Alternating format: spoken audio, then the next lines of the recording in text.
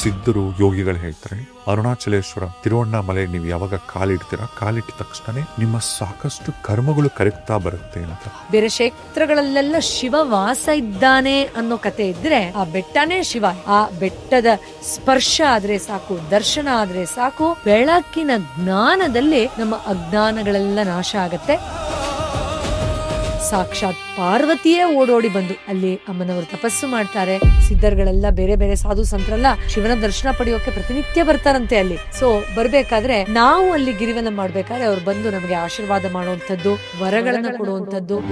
ಮೊದಲನೇದಾಗಿ ಇಂದ್ರಲಿಂಗ ಸಿಗುತ್ತೆ, ಅದಾದ್ಮೇಲೆ ಅಗ್ನಿಲಿಂಗ ಸಿಗುತ್ತೆ, ಆಮೇಲೆ ಯಮಲಿಂಗ ಸಿಗುತ್ತೆ, ಆಮೇಲೆ ನೈಋತ್ಯ ಲಿಂಗ ಸಿಗತ್ತೆ, ಅದಾದ್ಮೇಲೆ ವರುಣ, ತದನಂತರ ವಾಯುದು, ಆಮೇಲೆ ಕುಬೇರ ಲಿಂಗ ಸಿಗತ್ತೆ. ಅಂಡ್ ಫೈನಲಿ ನಮಗೆ ಅಲ್ಲಿಂದ ಈಶಾನ ಲಿಂಗ, ಈಶನ ದರ್ಶನ ಸಿಗುತ್ತೆ. ನಾವು ನೀಟಾಗಿ 8 ದೇವಸ್ಥಾನಗಳನ್ನು ನೋಡಬಹುದು.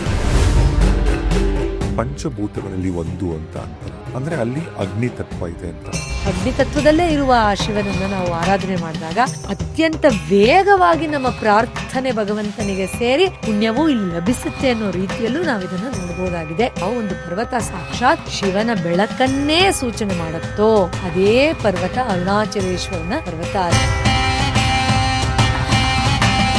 ಅಜ್ಞಾನದಿಂದ ಹೊರಗಡೆ ಬರೋಕೆ ಜ್ಞಾನದ ಬೆಳಕಿನ ಹಾದಿಯಲ್ಲಿ ಸುತ್ತುವರಿಯುವ ಕ್ರಿಯೆಯನ್ನ ಮಾಡ್ತಾರೋ ಅವರಿಗೆ ಒಂದೊಂದು ದಿನಕ್ಕೂ ಒಂದೊಂದು ಪುಣ್ಯ ಫಲ ಇದೆ ಅಂತ ಉಲ್ಲೇಖ ಆಗಿದೆ.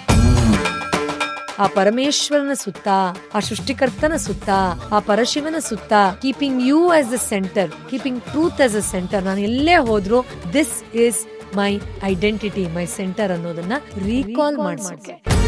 ಕಾರ್ತಿಕ ದೀಪೋತ್ಸವ ಏನ್ ನಡೆಯುತ್ತಲ್ಲ, ಸಿಕ್ಕಾಪಟ್ಟೆ ಮಿರಾಕಲ್ಸ್ ಆಗತ್ತೆ ಅಂತ ಹೇಳ್ತಾರೆ. ಆ ಜ್ಯೋತಿ ರೂಪದಲ್ಲಿ ಭಗವಂತ ಆ ಪರಮೇಶ್ವರನ ಪರಮ ಸತ್ಯವನ್ನ ನಮ್ಮ ಒಳಗಡೆ ಪ್ರಕಟ ಮಾಡ್ಕೊಳ್ಳೋಕೆ ಶಿವ ಅಲ್ಲಿ ಆಶೀರ್ವಾದ ಮಾಡ್ತಾರಂತೆ. ನಾನು ಪ್ರತಿ ಕಾರ್ತಿಕ ಹುಣ್ಣಿಮೆಯ ದಿನ ಈ ಒಂದು ಕಾರ್ತಿಕ ದೀಪವನ್ನು ಹೊತ್ತಿಸಿದಾಗ ನಾನೇ ಸಾಕ್ಷಾತ್ ಅಗ್ನಿಯ ಮೂಲಕ ಭಕ್ತರಿಗೆ ದರ್ಶನವನ್ನ ನೀಡ್ತೀನಿ ಅಂತ. ಭಗವಾನ್ ರಮಣ ಮಹರ್ಷಿಗಳು ಅವರು ಯಾಕೆ ತಿರುವಣ್ಣಾಮಲೆಯನ್ನೇ ಆಯ್ಕೆ ಮಾಡ್ಕೋತಾರೆ? ಇಡೀ ಬ್ರಹ್ಮಾಂಡದ್ದು ಕೇಂದ್ರ ಬಿಂದುವಾಗಿ ಆ ಶಕ್ತಿ ಕೇಂದ್ರ ಅಲ್ಲಿದೆ ಅಂದಾಗ ಅಲ್ಲಿಗೊಂದು ಹೃದಯ ಬಂತೇನೋ ಅನ್ನೋ ತರ ರಮಣ ಮಹರ್ಷಿಗಳು ಬಂದ್ರು ಅಂತ ಹೇಳಿದ್ರು ತಪ್ಪಾಗಲ್ಲ ಅನ್ಸುತ್ತೆ. ರಮಣ ಮಹರ್ಷಿಗಳಿಗೆ ಕೇವಲ ಒಂದು 16-17 ವರ್ಷ ಅಂತೆ. ಅತ್ಯಂತ ವಿಚಿತ್ರವಾದ ಪ್ರಶ್ನೆಗಳು ಕಾಡಕ್ಕೆ ಶುರುವಾಗುತ್ತೆ. ಒಂದು ವಿಚಿತ್ರವಾದ ಅನುಭವವಾದಾಗ ಅವರಿಗೆ ಥಟ್ ಅಂತ ಹಿಂದಿನ ಜನ್ಮಗಳಿಂದ ತಾನು ಆರಾಧನೆ ಮಾಡಿದಂತಹ ಅರುಣಾಚಲೇಶ್ವರನ ದರ್ಶನ ಆಗೋಗುತ್ತೆ. ಎಲ್ಲಿ ಭಗವಂತ ಇದ್ದೋ ಅಲ್ಲಿ ಪ್ರೀತಿ ತಾನಾಗೆ ಹೊರಟೋಯ್ತು. ಕೈಲಾಸನ ಅರುಣಾಚಲನ ಅಂದ್ರೆ ನಿಜವಾದ ಶಿವಭಕ್ತರು ಅರುಣಾಚಲ ಅಂತಾನೆ ಹೇಳ್ಬಿಡ್ತಾರೆ. ಅರುಣಾಚಲೇಶ್ವರಕ್ಕೆ ಅಂದ್ರೆ ತಿರುವಣ್ಣಾಮಲೆಗೆ ಹೋಗಿ ಅಲ್ಲಿ ಹೋಗಿ ಏನಾದ್ರೂ ಪ್ರಾಣ ಬಿಟ್ರೆ ಅವರು ಡೈರೆಕ್ಟ್ ಮೋಕ್ಷ ಸಿಗತ್ತೆ ಅಂತ 2-3 ವಿಚಾರಗಳಿವೆ. ಆ ಜಾಗಕ್ಕೆ ಕಾಲಿಡೋರು,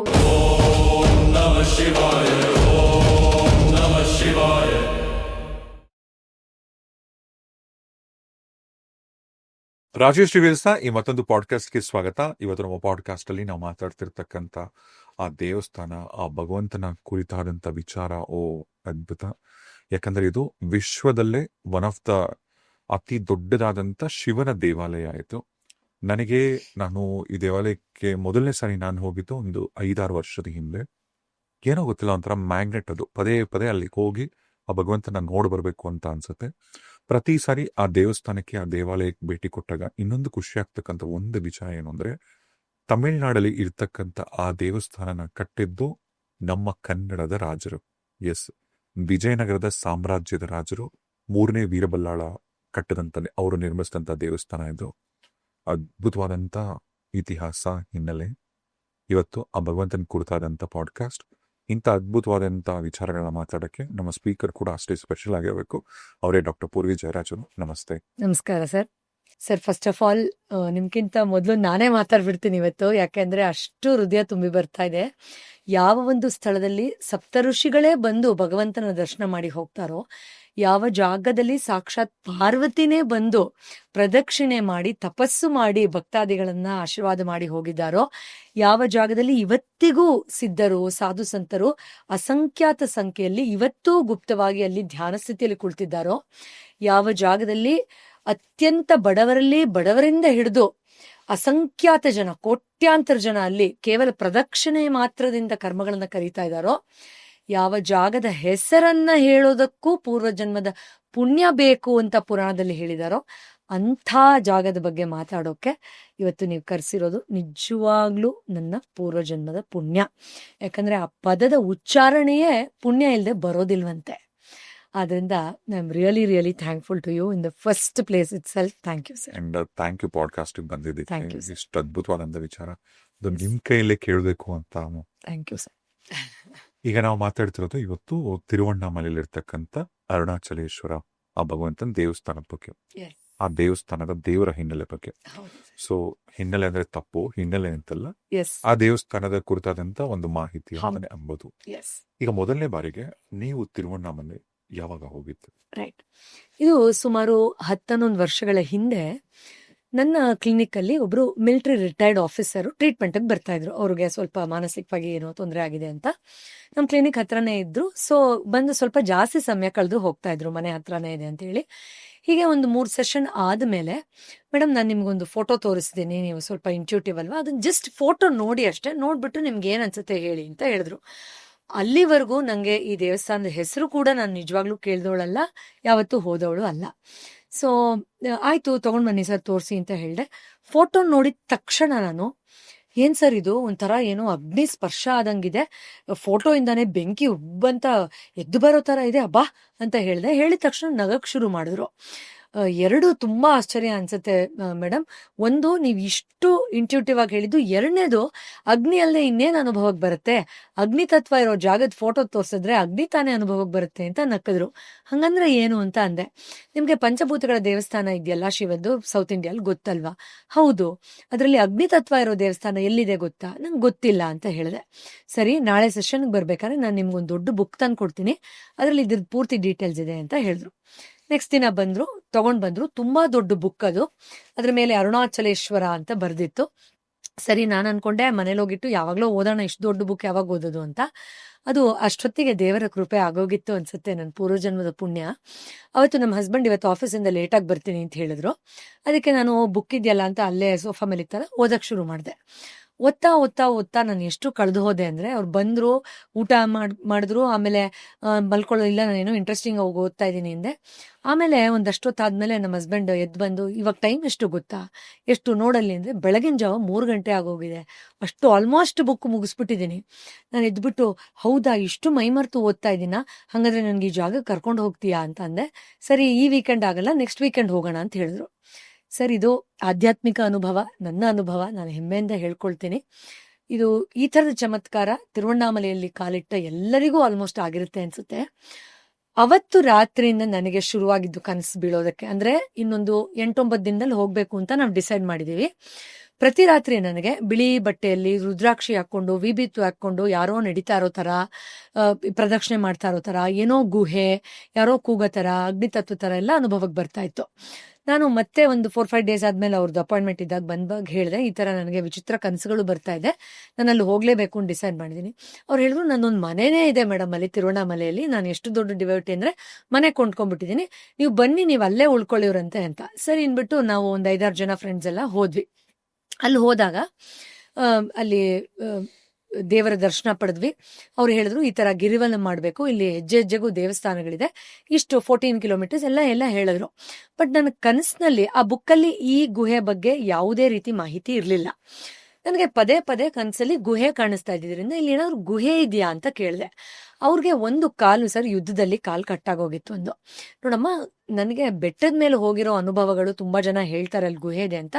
ನಾನು ಒಂದ್ಸತಿನೂ ಹೋಗಿಲ್ಲ, ಇರಬಹುದೇನೋ ನನಗೆ ಗೊತ್ತಿಲ್ಲ. ಬಟ್ ನಾಳೆ ಬೆಳಗ್ಗೆ ಗುಹೆಗೆ ಹೋಗೋ ದಾರಿ ತೋರಿಸ್ಬಿಟ್ಟು ಹೋಗ್ತೀನಿ, ನೀವು ಅಲ್ಲಿಂದ ಮುಂದಕ್ಕೆ ನೀವೇ ಕಂಡಿಡ್ಕೊಳ್ಳಿ ಅಂತ ಹೇಳಿದ್ರು. ಸರಿ, ನಾವೊಂದು 5-6 ಜನ ಇದ್ವಿ. ಅಲ್ಲಿ ಮೇಲತ್ತು ಹೋಗ್ತಾ ಇದೀವಿ. ಇವಾಗೆಲ್ಲ ತುಂಬಾ ನೀಟಾಗಿ ಬೋರ್ಡು ಗೇಟು ಎಲ್ಲ ಇದೆ ಸರ್. ಇವಾಗ ಹೋದ್ರೆ ಅರುಣಾಚಲೇಶ್ವರ ಬೆಟ್ಟದ ಮೇಲೆ ಹತ್ಕೊಂಡು, ಅವಾಗ ಆ ಥರದ್ದೇನು ಇರ್ಲಿಲ್ಲ ಬೋರ್ಡ್ ಎಲ್ಲ. ಸೊ ಇಲ್ಲಿ ಗುಹೆ ಇದೆಯೇನೋ ಅನ್ನೋ ಕಲ್ಪನೆಯಲ್ಲಿ ಹೋಗ್ತಾ ಇದೀವಿ ಬೇಸಿಕಲಿ. ಈ ಅಷ್ಟು ದಿನಗಳ ಕನಸಲ್ಲಿ ನನಗೆ ಆ ಗುಹೆ ಒಳಗಡೆ ಕೂತಿರೋದು, ನಾನು ಓಂ ನಮಃ ಶಿವಾಯ ಅಂತ ಚಾಂಟಿಂಗ್ ಮಾಡ್ತಾ ಇರೋದು, ಆ ವೈಬ್ರೇಷನ್ ಆ ಗುಹೆಯಲ್ಲಿ ಫೀಲ್ ಆಗ್ತಾ ಇರೋದು ಅನ್ನಿಸ್ತಾ ಇತ್ತು. ಸೊ ನಾನೇನ್ ಅನ್ಕೊಂಡು ಹೋದೆ ಅಂದ್ರೆ, ಇಲ್ಲೆಲ್ಲೋ ಒಂದು ಗುಹೆ ಖಂಡಿತ ಸಿಗ್ಬಹುದು, ಅಲ್ಲಿ ಕೂತ್ಕೊಂಡು ನಾನು 108 ಸತಿ ಓಂ ನಮಃ ಶಿವಾಯ ಅಂತ ಹೋದೆ. ಹೋಗ್ತಾ ಇದ್ರೆ ಒಂದು ಟೈಮಲ್ಲಿ ದಾರಿ ಕವಲಾಗಿದೆ, ಎಲ್ಲಿ ಹೋಗ್ಬೇಕು ಟೋಟಲಿ ಗೊತ್ತಿಲ್ಲ, ಎಲ್ಲಾರು ಫಸ್ಟ್ ಟೈಮರ್ಸೆ. ಸೊ ಏನ್ ಮಾಡೋದೀಗ, ಇನ್ನು ಮೇಲ್ ಹೋದ್ರೆ ಸಿಕ್ಕಾಪಟ್ಟೆ ಮೇಲಿದೆ, ಅಲ್ಲಿ ದೀಪ ಎಲ್ಲ ಹಚ್ತಾರಲ್ಲ, ಅಲ್ಲಿವರೆಗೂ ಹೋಗಕ್ಕಾಗಲ್ಲ, 6-7 ಗಂಟೆ ಆಗುತ್ತೆ ಅಂತಾರೆ, ಕೆಳಗಡೆ ಇಳ್ದು ಬಿಡೋಣ ಅದೇ ದಾರಿಲಿ ಅಂತ ಮಾತಾಡ್ತಾ ಇದ್ವಿ. ಅಷ್ಟೊತ್ತಿಗೊಂದು ಕಪ್ಪು ನಾಯಿ ಬಂದು ನಮ್ಮನ್ನೇ ಸುತ್ತಾಕ್ತಾ ಇತ್ತು ಗ್ರೂಪಲ್ಲಿ ಇರೋರೊಬ್ರು ಸೀನಿಯರ್ ಒಬ್ರು, ಈ ನಾಯಿನ ಹಿಂಬಾಲಿಸ್ಕೊಂಡು ಹೋಗ್ಬಿಡಣ್ವಾ, ದಾರಿ ತೋರಿಸ್ಬೋದು ಅಂದ್ರು. ಎಲ್ಲರೂ ನಗಕ್ ಶುರು ಮಾಡಿದ್ರು. ಇಷ್ಟೊತ್ತು ಫಸ್ಟ್ ಆಫ್ ಆಲ್ ಗುಹೆ ಇದೆಯಾ ಇಲ್ವಾ ಗೊತ್ತಿಲ್ಲ, ಪೂರ್ವಿ ಹೇಳಿರೋದು ನಂಬ್ಕೊಂಡ್ ಬಂದಿದೀವಿ, ಈಗ ನಾಯಿ ಹಿಂಬಾಲಿಸ್ಕೊಂಡು ಹೋಗ್ಬಿಡಣ್ವಾ ಅಂತ. ಆಮೇಲೆ ಇಲ್ಲ ನಂಗೇನೋ ಅನ್ನಿಸ್ತಾ ಇದೆ, ಇಷ್ಟು ಸತಿ ಸುತ್ತಾ ಇದೆಯಲ್ಲ ಅದ್ ನಮ್ಮನ್ನ, ಬನ್ನಿ ಅಂತ ಹೇಳಿದ್ರು ಅವರು. ಸರಿ, ಅವರು ತುಂಬಾ ಸೀನಿಯರು, ಆಯ್ತು, ಅವ್ರ ಮಾತಿಗೆ ಮರ್ಯಾದೆ ಕೊಟ್ಕೊಂಡು ಹೋದ್ರೆ, ಲಿಟ್ರಲಿ ಒಂದು ಗುಹೆ ಎಂಟ್ರೆನ್ಸ್ ಮುಂದೆ ಅದು ಹೋಗಿ ಮಲ್ಕೊಳ್ತು ಸರ್. ಸೊ ನೋಡ್ತೀವಿ, ಒಂದ್ ಸಣ್ಣ ಗೇಟ್ ಹಾಕಿದೆ, ಆ ಕಡೆ ನೋಡ್ತೀವಿ, ಈ ಕಡೆ ನೋಡ್ತೀವಿ, ಕೂಗ್ತೀವಿ, ಯಾರೂ ಬರ್ಲಿಲ್ಲ. ಸರಿ, ಇಲ್ಲೇ ಕೂತ್ಕೊಳ್ಳೋಣ ಒಂದ್ 10 ನಿಮಿಷ, ಮತ್ತೆ ಇಳಿಯೋದಕ್ಕೆ ಸುಸ್ತಾಗತ್ತೆ ಅಂತ ಕೂತ್ರೆ ಅಲ್ಲಿ ನೋಡ್ಕೊಳ್ಳೋ ತರ ಒಬ್ಬ ವ್ಯಕ್ತಿ ಬಂದ್ರು.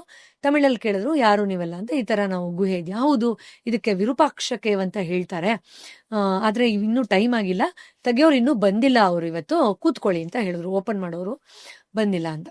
ಸರಿ, 10 ನಿಮಿಷ ಆದ್ಮೇಲೆ ಅವ್ರಿಗೆ ಏನ್ ಅನ್ನಿಸ್ತು ಏನೋ, ಸರಿ ನೀವೊಂದ್ ಕೆಲಸ ಮಾಡಿ, ಆಮೇಲೆ ಜನ ಜಾಸ್ತಿ ಬರ್ತಾರೆ, ಫಾರಿನರ್ಸ್ ತುಂಬಾ ಜಾಸ್ತಿ ಬರ್ತಾರೆ ಇಲ್ಲಿ, ಪಾಪ ನೀವು ತುಂಬಾ ದೂರದಿಂದ ಬಂದಿದ್ದೀರಾ, ನಾನು ಓಪನ್ ಮಾಡ್ತೀನಿ, ಒಳಗಡೆ ಹೋಗಿ ಧ್ಯಾನ ಮಾಡ್ಕೊಳ್ಳಿ ಅವ್ರು ಬರೋಷ್ಟರಲ್ಲಿ ಅಂತ ಓಪನ್ ಮಾಡಿದ್ರು. ಎಸ್, ಅವರೇ ಓಪನ್ ಮಾಡಿದ್ರು, ಅಸಿಸ್ಟೆಂಟ್ ತರ ಇದ್ರಲ್ಲ ಅವರು. ಅಲ್ಲಿ ಸೈಲೆಂಟ್ ಮೆಡಿಟೇಷನ್ ಕೇವ್ ಇದು, ಏನೂ ನಮ್ಗೆ ಐಡಿಯಾ ಇಲ್ಲ ಸರ್, ಫಸ್ಟ್ ಟೈಮ್ ಹೋಗಿದ್ರು. ಫಸ್ಟ್ ಆಫ್ ಆಲ್ ನಮ್ಗೆ ರೋಮಾಂಚನ ಆಗ್ತಾ ಇದೆ, ಒಂದ್ ನಾಯಿ ತಗೊಂಡ್ ದಾರಿ ತೋರಿಸಿದೆ, ಗುಹೆ ನಿಜವಾಗ್ಲೂ ಇದೆ ಇಲ್ಲಿ, ಕನ್ಸಲ್ಲಿ ನೋಡಿದ್ ನಿಜ, ಆ ತರ. ನಂಗೆ ಕನ್ಸಲ್ಲಿ ಓಂ ನಮ ಶಿವಾಯ ಅಂತ 108 ಸತಿ ಹೇಳ್ತಾರ ಅನ್ಸ್ತು. ನಾವೆಲ್ಲ ಗ್ರೂಪಲ್ಲಿ ಚಾಂಟ್ ಮಾಡೋಣ ಅಂತ ಅನ್ಬಿಟ್ಟು, ಅಲ್ಲಿ ಪಿನ್ ಡ್ರಾಪ್ ಸೈಲೆನ್ಸ್. ಇವತ್ತಿಗೂ ಹೋದ್ರೆ ನೀವು ಜೋರಾಗಿ ಮಾತಾಡಿದ್ರು ಕಳ್ಸ್ಬಿಡ್ತಾರೆ ಹೋಗಿ ಅಂತ, ಅದು ಆ ತರ ಫೆಸಿಲಿಟಿಯಲ್ಲಿ ಅಂತ ನಮ್ಗೆ ಐಡಿಯಾನೇ ಇಲ್ಲ. ಜೋರಾಗಿ ಓಂ ನಮ ಶಿವಾಯ ಅನ್ಕೊಂಡ್ ಕೂತಿದೀವಿ. ಆಮೇಲೆ ಒಂದ್ 15 ನಿಮಿಷ ಆದ್ಮೇಲೆ ಅವರು ಗೇಟ್ ಓಪನ್ ಮಾಡಿದ್ರಲ್ಲ, ಅವ್ರು ಬಂದ್ಬಿಟ್ಟು ತಮಿಳಲ್ಲಿ, ಅಯ್ಯೋ ಏನ್ ಮಾಡ್ತಾ ಇದ್ದೀರಾ, ಹೆಡ್ ಹೇಳದ್ನಲ್ಲ ನಾನು, ಅವ್ರು ಬಂದ್ರೆ ನನಗೂ 2 ಕೊಡ್ತಾರ ಅಷ್ಟೇ, ನಿಮ್ಮನ್ನ ಫಸ್ಟ್ ಓಡಿಸ್ತಾರೆ, ಸೈಲೆಂಟ್ ಮೆಡಿಟೇಷನ್ ಜಾಗ ಇದು, ಹಾಗೆಲ್ಲ ಕೂಗಾಡ್ಕೊಂಡೆಲ್ಲ ಮಾಡಬಾರ್ದು ಅಂತ ಹೇಳಿದ್ರು. ಅಷ್ಟೊತ್ತಿಗಾಗ್ಲೇ ನಾನು ಟ್ರಾನ್ಸಲ್ಲಿ ತೇಲ್ತಾ ಇದ್ದೆ. ಸೊ ಇವರೆಲ್ಲ ಸುಮ್ಮನೆ ಇರ್ಬೇಕಂತ ಮೇಡಮ್, ಸುಮ್ಮನೆ ಇದ್ಬಿಡೋಣ ಅಂದ್ರು. ಇಲ್ಲ, ಅವ್ರು ಯಾರೋ ಬಂದು ನಮ್ಮನ್ನ ತಡೆಯೋದು ಅದೆಲ್ಲ ಏನೂ ಆಗಲ್ಲ, ಇನ್ನೊಂದು ಸ್ವಲ್ಪ ಇದೆ ಅಲ್ವಾ, 108 ಸತಿ ಮುಗ್ಸೇ ಬಿಡೋಣ, ಆಗೋದೆಲ್ಲ ಆಗ್ಲಿ ಅಂತ ನಾನು ಚಾಂಟಿಂಗ್ ಕಂಟಿನ್ಯೂ ಮಾಡಿದೆ. ಅವರು ಎದ್ಕೊಂಡು ಕಂಟಿನ್ಯೂ ಮಾಡಿದ್ರು. 108 ಆಯ್ತು. ಅದಾದ್ಮೇಲೆ 15 ನಿಮಿಷ ಕೂತಿದ್ವಿ, ರೋಮಾಂಚನ ಅನ್ನಿಸ್ತು. ಅಲ್ಲಿ ಒಂದು ವಿಭೂತಿದು ಒಂದು ದೊಡ್ಡ ಲಂಪ್ ಇರೋ ತರ ಅಲ್ಲಿದೆ ಸರ್, ಗುಹೆ ತುಂಬಾ ಚಿಕ್ಕದು, ಒಂಥರ ಸುಗಂಧ ಬರೋ ತರ ಅನ್ನಿಸ್ತಾ ಇತ್ತು. ತುಂಬಾ ವೈವಿಧ್ಯಮಯವಾದ ಅನುಭವ ಅದು. ಅಲ್ಲಿಂದ ಆಚೆ ಬರ್ತೀವಿ. ಆಚೆ ಬಂದ ತಕ್ಷಣ ತಮಿಳಲ್ಲಿ ಒಬ್ರು ಜೋರಾಗಿ ಕೂಕ್ಕೊಂಡು ಬರ್ತಾರೆ. ಅಯ್ಯೋ ಅವ್ರ ತಾತ್ಪರ್ಯ ಏನ್ ಹೇಳಿದ್ರು ತಮಿಳಲ್ಲಿ ಅಂತ ಹೇಳ್ತೀನಿ. ಇವತ್ತು ಏನಾಗೋಯ್ತು ಗೊತ್ತೇನೋ, ಲೇಟ್ ಆಗೋಯ್ತು, ಸದ್ಯ ನಿನ್ ಗೇಟ್ ಓಪನ್ ಮಾಡಿದ್ಯಾ, ಓಕೆ ಇವತ್ತು ನನ್ ಮೊಪೆಟಲ್ಲಿ ಬರ್ತೀನಲ್ಲ, ಅದು ಅರ್ಧ ದಾರಿಗೆ ನಿಂತೋಯ್ತು, ಎಷ್ಟೆಷ್ಟೋ ಟ್ರೈ ಮಾಡ್ಬಿಟ್ಟೆ, ಸ್ಟಾರ್ಟ್ ಆಗ್ಲೇ ಇಲ್ಲ, ಕೊನೆಗೆ ಸುಸ್ತಾಗ್ಬಿಟ್ಟು ಕೂತ್ಕೊಂಡ್ಬಿಟ್ಟೆ, ಪೆಟ್ರೋಲ್ ಇದೆ ಎಲ್ಲ ಇದೆ, ಏನ್ ಈ ತರ ಕೈ ಕೊಟ್ಬಿಡ್ತು ಅಂತ ಒಂದ್ ಅರ್ಧ ಗಂಟೆ ಸಾಕಾಗಿ ಕೂತ್ಕೊಂಡ್ಬಿಟ್ಟೆ. ಆಮೇಲೆ ಯಾರೋ ಕೂಗ್ ಹೇಳಿದ್ರು, ಇವಾಗ ಶುರು ಮಾಡು, ಸ್ಟಾರ್ಟ್ ಆಗತ್ತೆ ಅಂತ. ಎದ್ದು ಸ್ಟಾರ್ಟ್ ಮಾಡಿದೆ, ಗಾಡಿ ಸ್ಟಾರ್ಟ್ ಆಗೋಯ್ತು. ಏನ್ ವಿಚಿತ್ರ ಅಲ್ವಾ, ನೋಡಿ ಇವತ್ತು 1 hour ಲೇಟ್ ಆಗೋಯ್ತು ಅಂತ ಹೇಳಿದ್ರು ಸರ್. ನಾವು ಮುಖ ನೋಡ್ಕೊಳ್ತಾ ಇದೀವಿ. ಆಮೇಲೆ ಆ ಯಪ್ಪ ಯಾರು ನಮ್ಗೆ ಒಳಗಡೆ ಬಂದು ಸುಮ್ನೆ ಇರು ಅಂದ್ರು, ಅವ್ರು ನಮ್ಮ ಹತ್ರ ಬಂದ್ಬಿಟ್ಟು, ಇವ್ರೇನಾದ್ರೂ 1 hour ಬೇಗ ಬಂದಿದ್ರೆ ನೀವು ಒಂದೇ ಒಂದ್ ಸತಿ ಕೂಡ ಓಂ ನಮ ಶಿವಾಯ ಅಂತ ಜೋರಾಗಿ ಹೇಳಕ್ ಬಿಡ್ತಾ ಇರ್ಲಿಲ್ಲ, ಇದು ಭಗವಂತನೇ ಅವ್ರ ಗಾಡಿ ನಿಲ್ಸಿರೋದು ಅಂತ ಹೇಳಿದ್ರು. ಅಷ್ಟೊತ್ತಿಗಾಗ್ಲೇ ನಮ್ಗೆ ರೋಮಾಂಚನ ಅನ್ನಿಸ್ತಾ ಇದೆ. ಯು ವಾಂಟ್ ಬಿಲೀವ್, ಅಲ್ಲಿ ತುಂಬಾ ಫಾರಿನರ್ಸ್ ಬರ್ತಾರಲ್ಲಿ, ಒಂದು ಫಾರಿನ್ ಲೇಡಿ ಕೂತಿದ್ರು. ಕೂತ್ಕೊಂಡು ನಾನು ಕೇಳಿಸ್ಕೊತಾ ಇದ್ದೆ, ನೀವೆಲ್ಲ ಚಾಂಟ್ ಮಾಡೋದು. ನಾನು ಆಲ್ಮೋಸ್ಟ್ ಅಲ್ಲೆಲ್ಲ ಹೆಂಗೆ ಗೊತ್ತಾ ಸರ್, ಬೇರೆ ಬೇರೆ ಪ್ರಪಂಚದ ಮೂಲೆಯಿಂದ ಬರ್ತಾರೆ. ಒಂದೊಂದ್ಸತಿ ಬಂದ್ರೆ 6 ತಿಂಗಳು 3 ತಿಂಗಳು ಅಲ್ಲೇ ಇದ್ಬಿಡ್ತಾರೆ, ರೂಮ್ ಮಾಡ್ಕೊಂಡು ಬಾಡಿಗೆಗೆ ಮನೆ ತಗೊಂಡು ಹೋಗೋದೇ ಇಲ್ಲ ಅವರು. ಕೆಲವರಂತೂ ಅಲ್ಲೇ ಮನೆ ಪರ್ಮನೆಂಟ್ ಆಗಿ ಕೊಂಡ್ಕೊಂಡಿದ್ದಾರೆ ತುಂಬಾ ಜನ ಫಾರಿನರ್ಸ್. ಸೊ 6 ತಿಂಗಳಿಂದ ಇದ್ದೀನಿ. Almost every day or alternative days ನಾನು ಇಲ್ಲಿ ಹತ್ಬಿಟ್ಟು ವಿರೂಪಾಕ್ಷಕ್ಕೆ ಬಂದು ಧ್ಯಾನ ಮಾಡ್ಕೊಂಡು ಹೋಗ್ತೀನಿ. ಈ ವ್ಯಕ್ತಿ ಎಷ್ಟು ಸ್ಟ್ರಿಕ್ಟ್ ಅಂದ್ರೆ, ಮೇನ್ ವ್ಯಕ್ತಿ ಚೂರ್ ಜೋರಾಗಿ ಮಾತಾಡಿದ್ರು ಅವ್ರನ್ನ ಬೈದು ಆಚೆ ಕಳಿಸ್ತಾರೆ. ಯಾರಿದು ಇಷ್ಟು ಜೋರಾಗಿ ಚಾಂಟ್ ಮಾಡ್ತಾ ಇದ್ದಾರೆ ಅಂತ. ಆದ್ರೆ ನಾನು ನಿಮ್ಗೆ ಇನ್ನೊಂದು ರೋಮಾಂಚನದ ವಿಷಯ ಹೇಳ್ತೀನಿ, ಕೂತ್ಕೊಳ್ಳಿ ಅಂತ ನಮ್ನೆಲ್ಲ ಕುಣಿಸ್ಕೊಂಡ್ರು.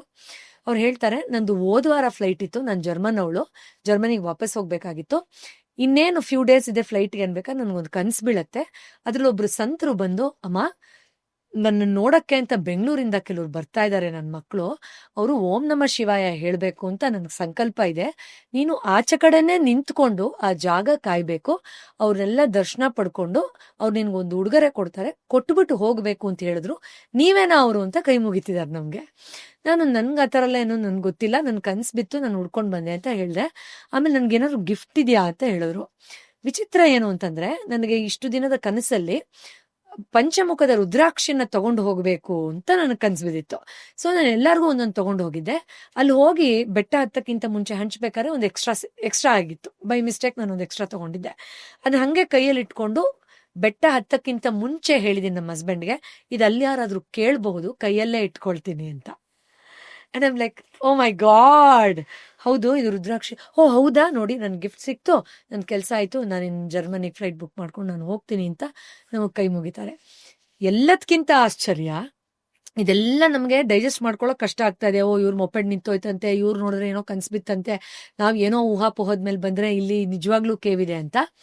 ಅಲ್ಲಿ ಮಾತಾಡ್ತಾ ಹೇಳ್ತಾರೆ, ನೋಡಿ ಈ ಥರ ಎಲ್ಲ ಮ್ಯಾಜಿಕ್ ಆಯ್ತು. ಅಸಿಸ್ಟೆಂಟ್ ಇದ್ರಲ್ಲ ಅವ್ರ ಹತ್ರ ತಮಿಳಲ್ಲಿ ಮಾತಾಡ್ತಾ ಹೇಳ್ತಾರೆ ನಮ್ಮ ಹಸ್ಬೆಂಡ್ ಮಿಕ್ಕಿದವರೆಲ್ಲ, ಒಂದು ನಾಯಿ ಕರ್ಕೊಂಬಂತು ನಮ್ನ. ಯಾವ ನಾಯಿ? ಕಪ್ ಕಲರ್ ನಾಯಿ. ಏನ್ ಕಪ್ ಕಲರ್ ನಾಯಿ, ಏನ್ ಮಾತಾಡ್ತೀರಾ? ನಾನು ಆಲ್ಮೋಸ್ಟ್ ಇಲ್ಲೇ ಹುಟ್ಟು ಬೆಳೆದಿರೋ, ನಾನು ನಮ್ಮ ಅಪ್ಪನೂ ಇಲ್ಲೇ ಕಸ ಗಿಸ ಗುಡ್ಸ್ಕೊಂಡು ಎಲ್ಲ ಮಾಡ್ತಾ ಇದ್ರು. ಯಾವ ನಾಯಿ ಹೋಗುತ್ತೆ, ಯಾವ ಬೆಕ್ಕು ಹೋಗುತ್ತೆ ಎಲ್ಲ ಗೊತ್ತು. ಕಪ್ ಕಲರ್ ನಾಯಿ ಇಲ್ಲಿ ಇಲ್ಲ ಅಂದ್ರೆ ಇಲ್ಲ, ಅದು ಸ್ವಾಮಿನೇ ಅಂತ ಹೇಳ್ತಾ ಇದ್ದಾರೆ. ಆಮೇಲೆ ಹೌದಾ ಇಲ್ಲೇ ಇರುತ್ತೆ, ಹಂಗಾದ್ರೆ ಇಲ್ಲೇ ಇರುತ್ತೆ ಅಂತ ಎಲ್ಲಾ ಕಡೆ ಹುಡುಕ್ತಿವಿ. ಅಫ್ಕೋರ್ಸ್ ಆ ನಾಯಿ ಎಲ್ಲೂ ಇರ್ಲಿಲ್ಲ. ಇವತ್ತಿಗೂ ಆ ನಾಯಿ ಫೋಟೋ ಇದೆ ಸರ್. ಅಂದ್ರೆ ಇದು ಕೇಳೋರ್ಗೆ ಸಿಂಕ್ರಾನಿಸಿಟಿನೋ ಏನೋ ಕೋಇನ್ಸಿಡೆನ್ಸು ಅನ್ನಿಸ್ಬಹುದು, ಆದ್ರೆ ಕಾಲಿಟ್ಟ ತಕ್ಷಣ ಇಷ್ಟೊಂದು ರೋಮಾಂಚನವಾದ ಅನುಭವ. ಅಷ್ಟೇ ಅಲ್ಲದೆ ಹಿಂದಿನ ದಿನ ಗಿರಿವಲಂ ಮಾಡಿದೀವಿ, ಅಲ್ಲಿ ಹೋಗಿ ಕೇವಲ ದರ್ಶನ ಮಾಡಿದೀವಿ. ಆ ಭಗವಂತನ ದರ್ಶನ ಅಂತೂ ನಿಮ್ಗೆ ಗೊತ್ತೇ ಇರುತ್ತೆ, ನೀವು ಹೋಗಿರ್ತೀರಾ. ಹೊರಗಡೆ ಮಳೆ ಬರ್ತಾ ಇದ್ರು, ಒಳಗಡೆ ಕೊತ ಕುದಿಯೋ ತರ ಬಿಸಿ ಆಗತ್ತೆ ಅಗ್ನಿಲಿಂಗದಲ್ಲಿ. ಇದೆಲ್ಲ ಮುಗಿಸ್ಕೊಂಡ್ ಬಂದು ನಾನು ಅಲ್ಲಿ ಇನ್ನೇನು ಹೊರಡ್ಬೇಕು ಸಂಜೆ. ಹೆಣ್ಮಕ್ಳಿಗೆ ಬಳೆ ಕೊಡ್ಸೋಣ ಅಂತ, ಅದು ನನಗೊಂದು ಅಭ್ಯಾಸ. ಎಲ್ಲಾದ್ರೂ ಯಾರನ್ನಾದ್ರೂ ದೇವಸ್ಥಾನಕ್ಕೆ ಕರ್ಕೊಂಡೋದ್ರೆ ಹೆಣ್ಮಕ್ಳಿಗೆ ಬಳೆ ಎಲ್ಲ ಕೊಡ್ಸೋದು. ನೀವೆಲ್ಲ ಬಳೆ ಏನ್ ಬೇಕೋ ತಗೊಳ್ಳಿ ಅಂತ ನಾನು ಆಚೆ ಕಡೆ ಫುಟ್ಪಾತ್ ಮೇಲೆ ಒಂದು ಪ್ಲಾಸ್ಟಿಕ್ ಚೇರ್ ಹಾಕಿದ್ರು, ಕೂತ್ಕೊಂಡು ಏನಿದು ಈ ತರ ಎಲ್ಲ ಆಯ್ತಲ್ಲ, ಅವ್ರು ಹಂಗಂದಿದ್ದು ಹಿಂಗಂದಿದ್ದು, ನಿಜವಾಗ್ಲೂನಾ ದೇವ್ರೇ ಹಂಗೆಲ್ಲ ಮಾಡ್ಸದ್ನ, ಇದು ನಿಜನೇ ಆಗಿದ್ರೆ ನನ್ಗೊಂದು ಸೈನ್ ಬೇಕು ಅಂತ ನನ್ನ ಮನ್ಸಲ್ಲಿ ಅನ್ಕೊಂಡು ಕಣ್ ಮುಚ್ಕೊಳ್ತೇನೆ.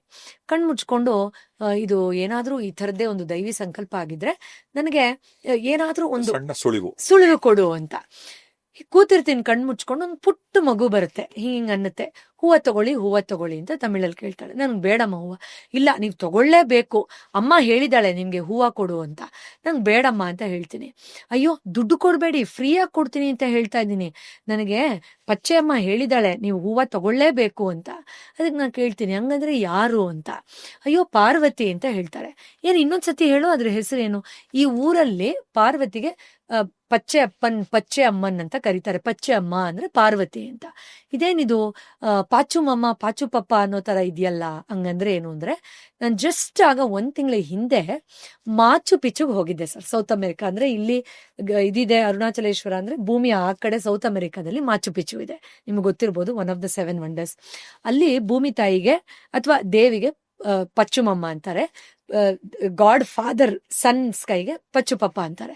ಏನಿದು ಅದೇ ತರ ಸೌಂಡ್ ಆಗುತ್ತಲ್ಲ, ವಿಚಿತ್ರವಾಗಿದೆಯಲ್ಲ ಅನ್ಬಿಟ್ಟು ಇವಳು ಏನಾದ್ರು ಈ ಪುಟಾಣಿ ಹುಡುಗಿ ನನಗೆ ಸೈನ್ ಕೊಡ್ತಾ ಇದ್ದಾಳ, ಹಾಗ ಅನ್ಕೊಂಡಾಗೆ ಬಂದು ತಗೋ ದುಡ್ಡು ಬೇಡ ಹೂವ ಕೊಡ್ತೀನಿ ಅಂತ ಹೇಳ್ತಿರಲ್ಲ ಅಂತ ಅನ್ಕೊಳ್ಳೋ ಅಷ್ಟ್ರಲ್ಲಿ ಆ ಮಗು ಮತ್ತೆ ಹೇಳುತ್ತೆ, ಅಮ್ಮ ತುಂಬಾ ಖುಷಿಯಾಗಿದ್ದಾಳಂತೆ ನೀನ್ ಬಂದಿದ್ದು, ನಿಮ್ ಫ್ರೆಂಡ್ಸ್ನೆಲ್ಲ ಕರ್ಕೊಂಡ್ ಬಂದಿದ್ದು, ನಿನ್ ದರ್ಶನ ಕೊಟ್ಟಿದ್ದು ಅಂತ ಒಂಥರ ಏನೋ ಒಂಥರ ಎನರ್ಜಿ ಇರೋ ತರ ಮಗು ಮಾತಾಡ್ತು. ಈ ಮಗುನೇ ನನಗೆ ಸೈನ್ ಕೊಡಕ್ ಬಂದಿದ್ರೆ ನಾನೀಗ ಅವಳನ್ನ ಅಂಗಡಿ ಒಳಗಡೆ ಕರ್ಕೊಂಡು ಹೋಗ್ತೀನಿ. ಅವಳು ಒಂದ್ ಮಗು ಯೂಶಲಿ ಬೊಂಬೆ ಕೇಳತ್ತೆ, ಏನೋ ಸಾಫ್ಟ್ ಆಗಿ, ಹೆಣ್ಮಕ್ಳಾದ್ರೆ ಸಾಫ್ಟ್ ಆಗಿ ಕೇಳ್ತಾರೆ. ಏನು ಬೇಡ ನಂಗೆ ಹಸಿರು ಬಳೆನೇ ಬೇಕು ಅಂತ ಕೇಳ್ಬೇಕು, ನೋಡೋಣ ಅಂತ ಸುಮ್ನೆ ಅನ್ಕೊಳ್ತೀನಿ ಸರ್. ಬಾ ನಿನ್ಗೇನಾದ್ರು ಕೊಡಿಸ್ತೀನಿ, ನನಗೇನು ಬೇಡ ಅಂತ ಹೇಳಿ, ಇಲ್ಲ ಬಾ ಪ್ಲೀಸ್ ಅಂತ ಕರ್ಕೊಂಡು ಹೋಗಿ, ಏನ್ ಬೇಕೋ ತಗೋ, ನಿಂಗೆ ಆಟ ಸಾಮಾನ್ ಬೇಕಾ, ಏನ್ ಬೇಕು ಅಂತ ಹೇಳಿದ್ರೆ ನನ್ನ ಮುಖ ನೋಡಿ ನಕ್ಬಿಟ್ಟು, ನನಗೇನು ಬೇಡ ನೋಡು ಅಲ್ಲಿದೆಯಲ್ಲ ಹಸಿರು ಬಳೆ ಕೊಡ್ಸು ಅಂತ ಹೇಳುತ್ತೆ. ಇದು ನಿಜವಾಗ್ಲೂ ನನ್ನ ಲೈಫಲ್ಲಿ ನಡೆದಂತಹ ಸಂದರ್ಭ. ನಾನು ಅದಾದ್ಮೇಲೆ ಇನ್ನು ಪರೀಕ್ಷೆ ಮಾಡಬಾರ್ದು ಅಂದ್ಕೊಂಡು ವಾಪಸ್ ಕಾರಲ್ಲಿ ಹೋಗ್ಬೇಕಾದ್ರೆ ಗೂಗಲ್ ಸರ್ಚ್ ಮಾಡ್ತೀನಿ, ಮಾಚು ಪಿಚುಗೂ ಅರುಣಾಚಲೇಶ್ವರಂಗೂ ಏನಾದ್ರೂ ಸಂಬಂಧ ಇದೆಯಾ ಅಂತ. ಒಬ್ಬ ವ್ಲಾಗರ್ ಒಂದು ಬ್ಲಾಗ್ ಬರೆದಿದ್ದಾರೆ ಸರ್, ಇಂಟರ್ನೆಟ್ ಅಲ್ಲಿ ಇವತ್ತಿಗೂ ಇದೆ. ಅವ್ರು ಹೇಳ್ತಾರೆ, ಇದು ಅರ್ಥದ ಸೆಂಟರ್ ಅಷ್ಟೇ ಅಲ್ಲ ಅರುಣಾಚಲೇಶ್ವರ, ಇಡೀ ಕಾಸ್ಮೋಸ್ ಸೆಂಟರ್, ಇದು the centre of the centre ಅಂತೀವಲ್ಲ, ಆ ಸೆಂಟರ್ನ ಭೂಮಿಯಿಂದ ಹೀಗೆ ಪಿಯರ್ಸ್ ಮಾಡಿದ್ರೆ ಆ ಕಡೆಗೆ ಮಾಚು ಪಿಚು ಬರುತ್ತೆ ಅಂತ ಬರೀತಾರೆ. ನನಗೆ ಹಂಗೆ ಗೂಸ್ ಬಂಪ್ಸ್ ಬಂದ್ಬಿಡ್ತು. ಎಕ್ಸಾಕ್ಟ್ ಆಗಿ ಬರೀತಾರೆ. ಇಲ್ಲಿ ಪಚ್ಚೆ ಅಮ್ಮ ಅಂದ್ರೆ ಅಲ್ಲಿ ಪಚ್ಚೆಮಮ್ಮ ಪಚ್ಚೆ ಪಪ್ಪ ಅಂತಾರೆ, ಅಷ್ಟೇ ಡಿಫ್ರೆನ್ಸು ಅಂತ. ಸೊ ಇದೆಲ್ಲ ಅನುಭವ ನೋಡಿದ್ಮೇಲೆ ಹೇಗಾಗೋಯ್ತು ಅಂದ್ರೆ, ಅಯ್ಯೋ ದೇವ್ರೆ, ಇದು ನಾವು ಬಂದಿರೋದಲ್ಲ, ಇದು ಯಾರೋ ಕರ್ಕೊಂಡು ಬಂದಿದ್ದಾರೆ, ಏನೋ ಆಯ್ತು ಅಂತ ಅನ್ನಿಸ್ತು. ಇನ್ನೊಂದು ಸಾಲ ನಾನು ಹೇಳ್ತೀನಿ, ನೀವು ಇದು ಆಶ್ಚರ್ಯ ಅನ್ನಿಸ್ಬೋದು. ಅಲ್ಲಿ ಒಂದೇ ಸತಿ ಹೋಗಕ್ಕೆ ಸಾಧ್ಯ ಇಲ್ಲ ಅನ್ನೋದಕ್ಕೆ ಇದು ಒಂದು ನಿದರ್ಶನ ಅನ್ಸುತ್ತೆ. ಅಲ್ಲಿ ನಾವು ಗಿರಿವಲ ಮಾಡ್ಬೇಕಾದ್ರೆ ತುಂಬಾ ಜನ ಹೇಳಿದ್ರು, ನೀವು ಹುಣ್ಣಿಮೆ ದಿನ ಯಾಕೆ ಬರ್ಲಿಲ್ಲ, ಹುಣ್ಣಿಮೆ ದಿನ ಇದು ಫೇಮಸ್ ಅಂತ ತುಂಬಾ ಜನ ಹೇಳ್ತಾರೆ ನಾವು ಗಿರಿವಲ ಮಾಡ್ಬೇಕಾದ್ರೆ. ಸೊ ನಾನು ನಮ್ಮ ಹಸ್ಬೆಂಡು ಇಷ್ಟೆಲ್ಲ ಮ್ಯಾಜಿಕ್ ಆಯ್ತಲ್ಲ, ಬರೋ ಹುಣ್ಣಿಮೆಗೆ ಹೋಗೇ ಬಿಡೋಣ ಅಂತ ಮತ್ತೆ ಹೊರಟ್ಬಿಡ್ತೀವಿ 1 ತಿಂಗಳ ಒಳಗಡೆ. ಅಲ್ಲಿ ಹುಣ್ಣಿಮೆ ದಿನ ಪ್ರದಕ್ಷಿಣೆ ಮಾಡ್ತಾ ಮಾಡ್ತಾ ಈ ಒಂದು ಅನುಭವವನ್ನ ಆಳವಾಗಿ ಇಬ್ರು ಹೆಜ್ಜೆ ಯಾಕಂದ್ರೆ ಅಲ್ಲಿ ಲಕ್ಷಾಂತರ ಜನ ಬರ್ತಾರೆ ಸರ್ ಹುಣ್ಣಿಮೆ ದಿನ. ಅನುಭವ ಮಾಡ್ತಾ ಮಾಡ್ತಾ ಒಂದು ಜಾಗದಲ್ಲಿ ನಾನು ಹಾಗೆ ಫ್ರೀಸ್ ಆಗ್ಬಿಟ್ಟು ನಿಂತ್ಕೊಂಡ್ಬಿಡ್ತೀನಿ ಆ ಪರ್ವತ ನೋಡ್ತಾ. ಅದು ಏನಾಯ್ತು ನಂಗೆ ಇವತ್ತವರೆಗೂ ಗೊತ್ತಿಲ್ಲ.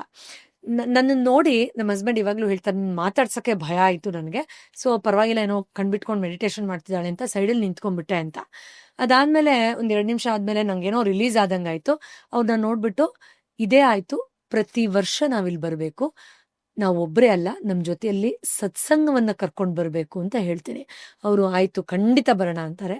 ಸರ್, ಅವತ್ತು ಕಾಲಿಟ್ಟಿದ್ದು ಪ್ರತಿ ವರ್ಷ ಆ ಭಗವಂತನ ಸೇವೆ ತರಾನೇ ನಮ್ಮ ಕೈಲಾದಷ್ಟು ಜನವನ್ನ ನಾವು ಕರ್ಕೊಂಡು ಹೋಗ್ತಾನೇ ಇದೀವಿ.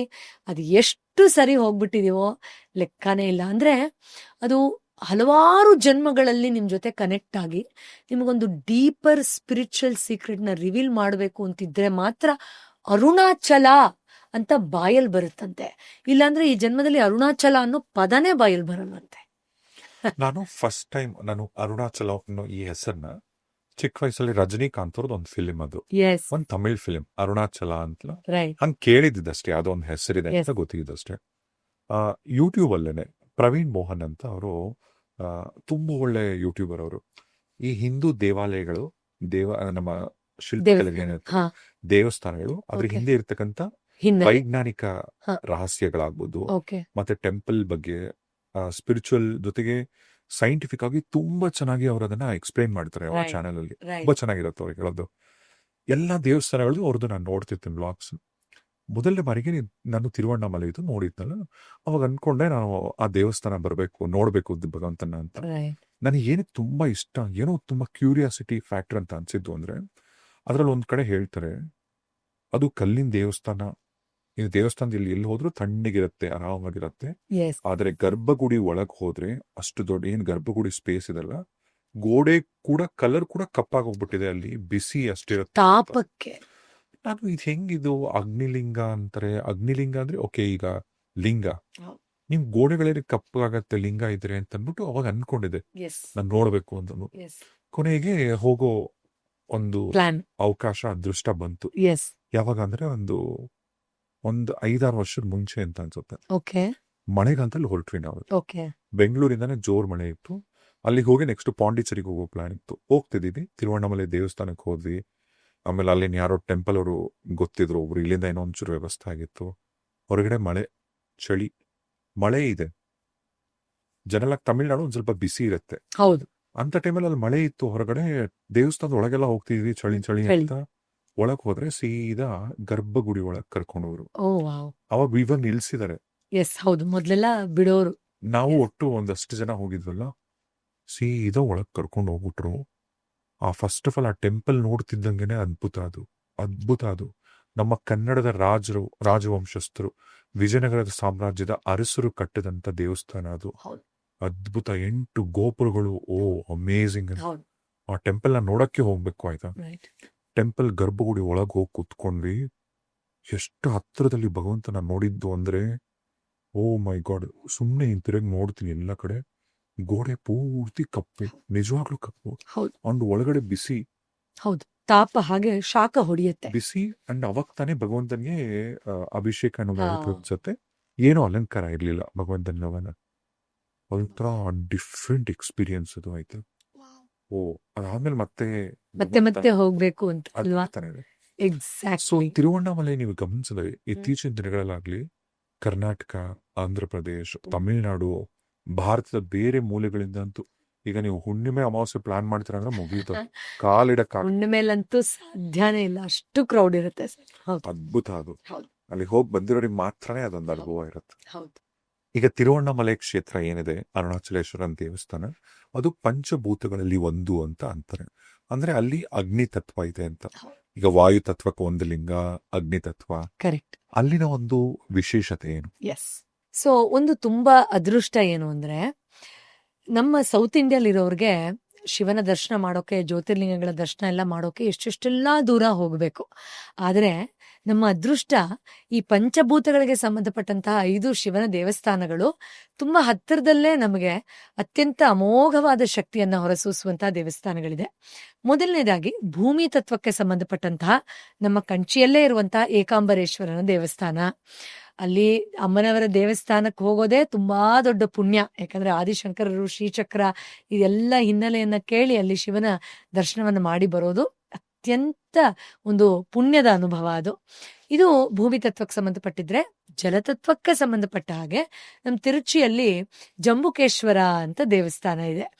ಅದಂತೂ ಎಷ್ಟು ರೋಮಾಂಚನ ಆಗುತ್ತೆ ಆ ದೇವರ ದರ್ಶನ, ಲಿಂಗದ ರೂಪ. ಸೊ ಅದು ನಮ್ಮಲ್ಲಿರೋ ಜಲತತ್ವವನ್ನು ಸಮತೋಲನ ಮಾಡಕ್ಕಿರುವಂತ ಅಮೋಘವಾದ ದೇವಸ್ಥಾನ. ಇನ್ನು ಸ್ವಲ್ಪ ಮೇಲಕ್ಕೆ ಹೋದ್ರೆ ವಾಯು ತತ್ವಕ್ಕೆ ಸಂಬಂಧಪಟ್ಟ ಹಾಗೆ ತುಂಬಾನೇ ಪ್ರಸಿದ್ಧವನ್ನ ಪಡೆದಿರುವಂತಹ ದೇವಸ್ಥಾನ ಅದು. ತಿರುಪತಿಗೆ ಹೋಗೋರೆಲ್ಲ ಆಲ್ಮೋಸ್ಟ್ ಹೋಗೇ ಹೋಗ್ತಾರೆ. ಕಾಳಹಸ್ತಿಯ ದೇವಸ್ಥಾನ ಆಂಧ್ರ ಪ್ರದೇಶದಲ್ಲಿದೆ, ನಮಗೆ ಗೊತ್ತಿದೆ. ಇನ್ನು ಆಕಾಶ ತತ್ವಕ್ಕೆ ಸಂಬಂಧಪಟ್ಟ ದೇವಸ್ಥಾನ ಕೂಡ ತುಂಬಾನೇ ಪಾಪ್ಯುಲರ್, ತುಂಬಾ ಜನ ಅದಕ್ಕೆ ವಿಸಿಟ್ ಮಾಡಿರ್ತಾರೆ. ಅತ್ಯಂತ ಹೆಚ್ಚು ರಹಸ್ಯ ಇರೋ ಶಿವನ ದೇವಸ್ಥಾನ ಅಂತ ಹೇಳ್ತಾರೆ, ಅದು ಚಿದಂಬರಂ ದೇವಸ್ಥಾನ, ತಮಿಳುನಾಡಲ್ಲಿ ಇರುವಂತದ್ದು. ಈಗ ಈ ಇಷ್ಟೂ ತತ್ವಗಳಲ್ಲಿ ಅತ್ಯಂತ ಶಕ್ತಿಶಾಲಿಯಾದಂತಹ, ತುಂಬಾ ಜನರನ್ನ ಆಕರ್ಷಣೆ ಮಾಡುವಂತಹ, ತುಂಬಾ ಸುಲಭವಾಗಿ ಅನುಭವಕ್ಕೆ ಬರುವಂತಹ ಒಬ್ಬ ದೇವರು ಯಾರಾದ್ರೂ ಇದ್ರೆ ಅದು ಅಗ್ನಿ ತತ್ವವನ್ನ ರೆಪ್ರೆಸೆಂಟ್ ಮಾಡುವಂತಹ ನಮ್ಮ ತಿರುವಣ್ಣಾಮಲೆಯ ಅರುಣಾಚಲೇಶ್ವರ. ಸೊ ಈ ಪಂಚಭೂತಗಳಿಗೆ ಸಂಬಂಧಪಟ್ಟಂತಹ ಪಂಚತತ್ವಗಳನ್ನ ಸೂಚಿಸುವಂತಹ ದೇವಸ್ಥಾನ. ಇಲ್ಲಿ ಸರ್ ಅರುಣಾಚಲ ಅನ್ನೋದನ್ನ ನೋಡಿದ್ರೆ, ಅರುಣ ಅಚಲ, ಅಚಲ ಅಂದ್ರೆ ನಮ್ಗೆ ಗೊತ್ತಿದೆ ಅಚಲವಾಗಿರುವಂಥದ್ದು ಅಥವಾ ಹಿಲ್ ಅಥವಾ ಗಿರಿ ಅಂತ.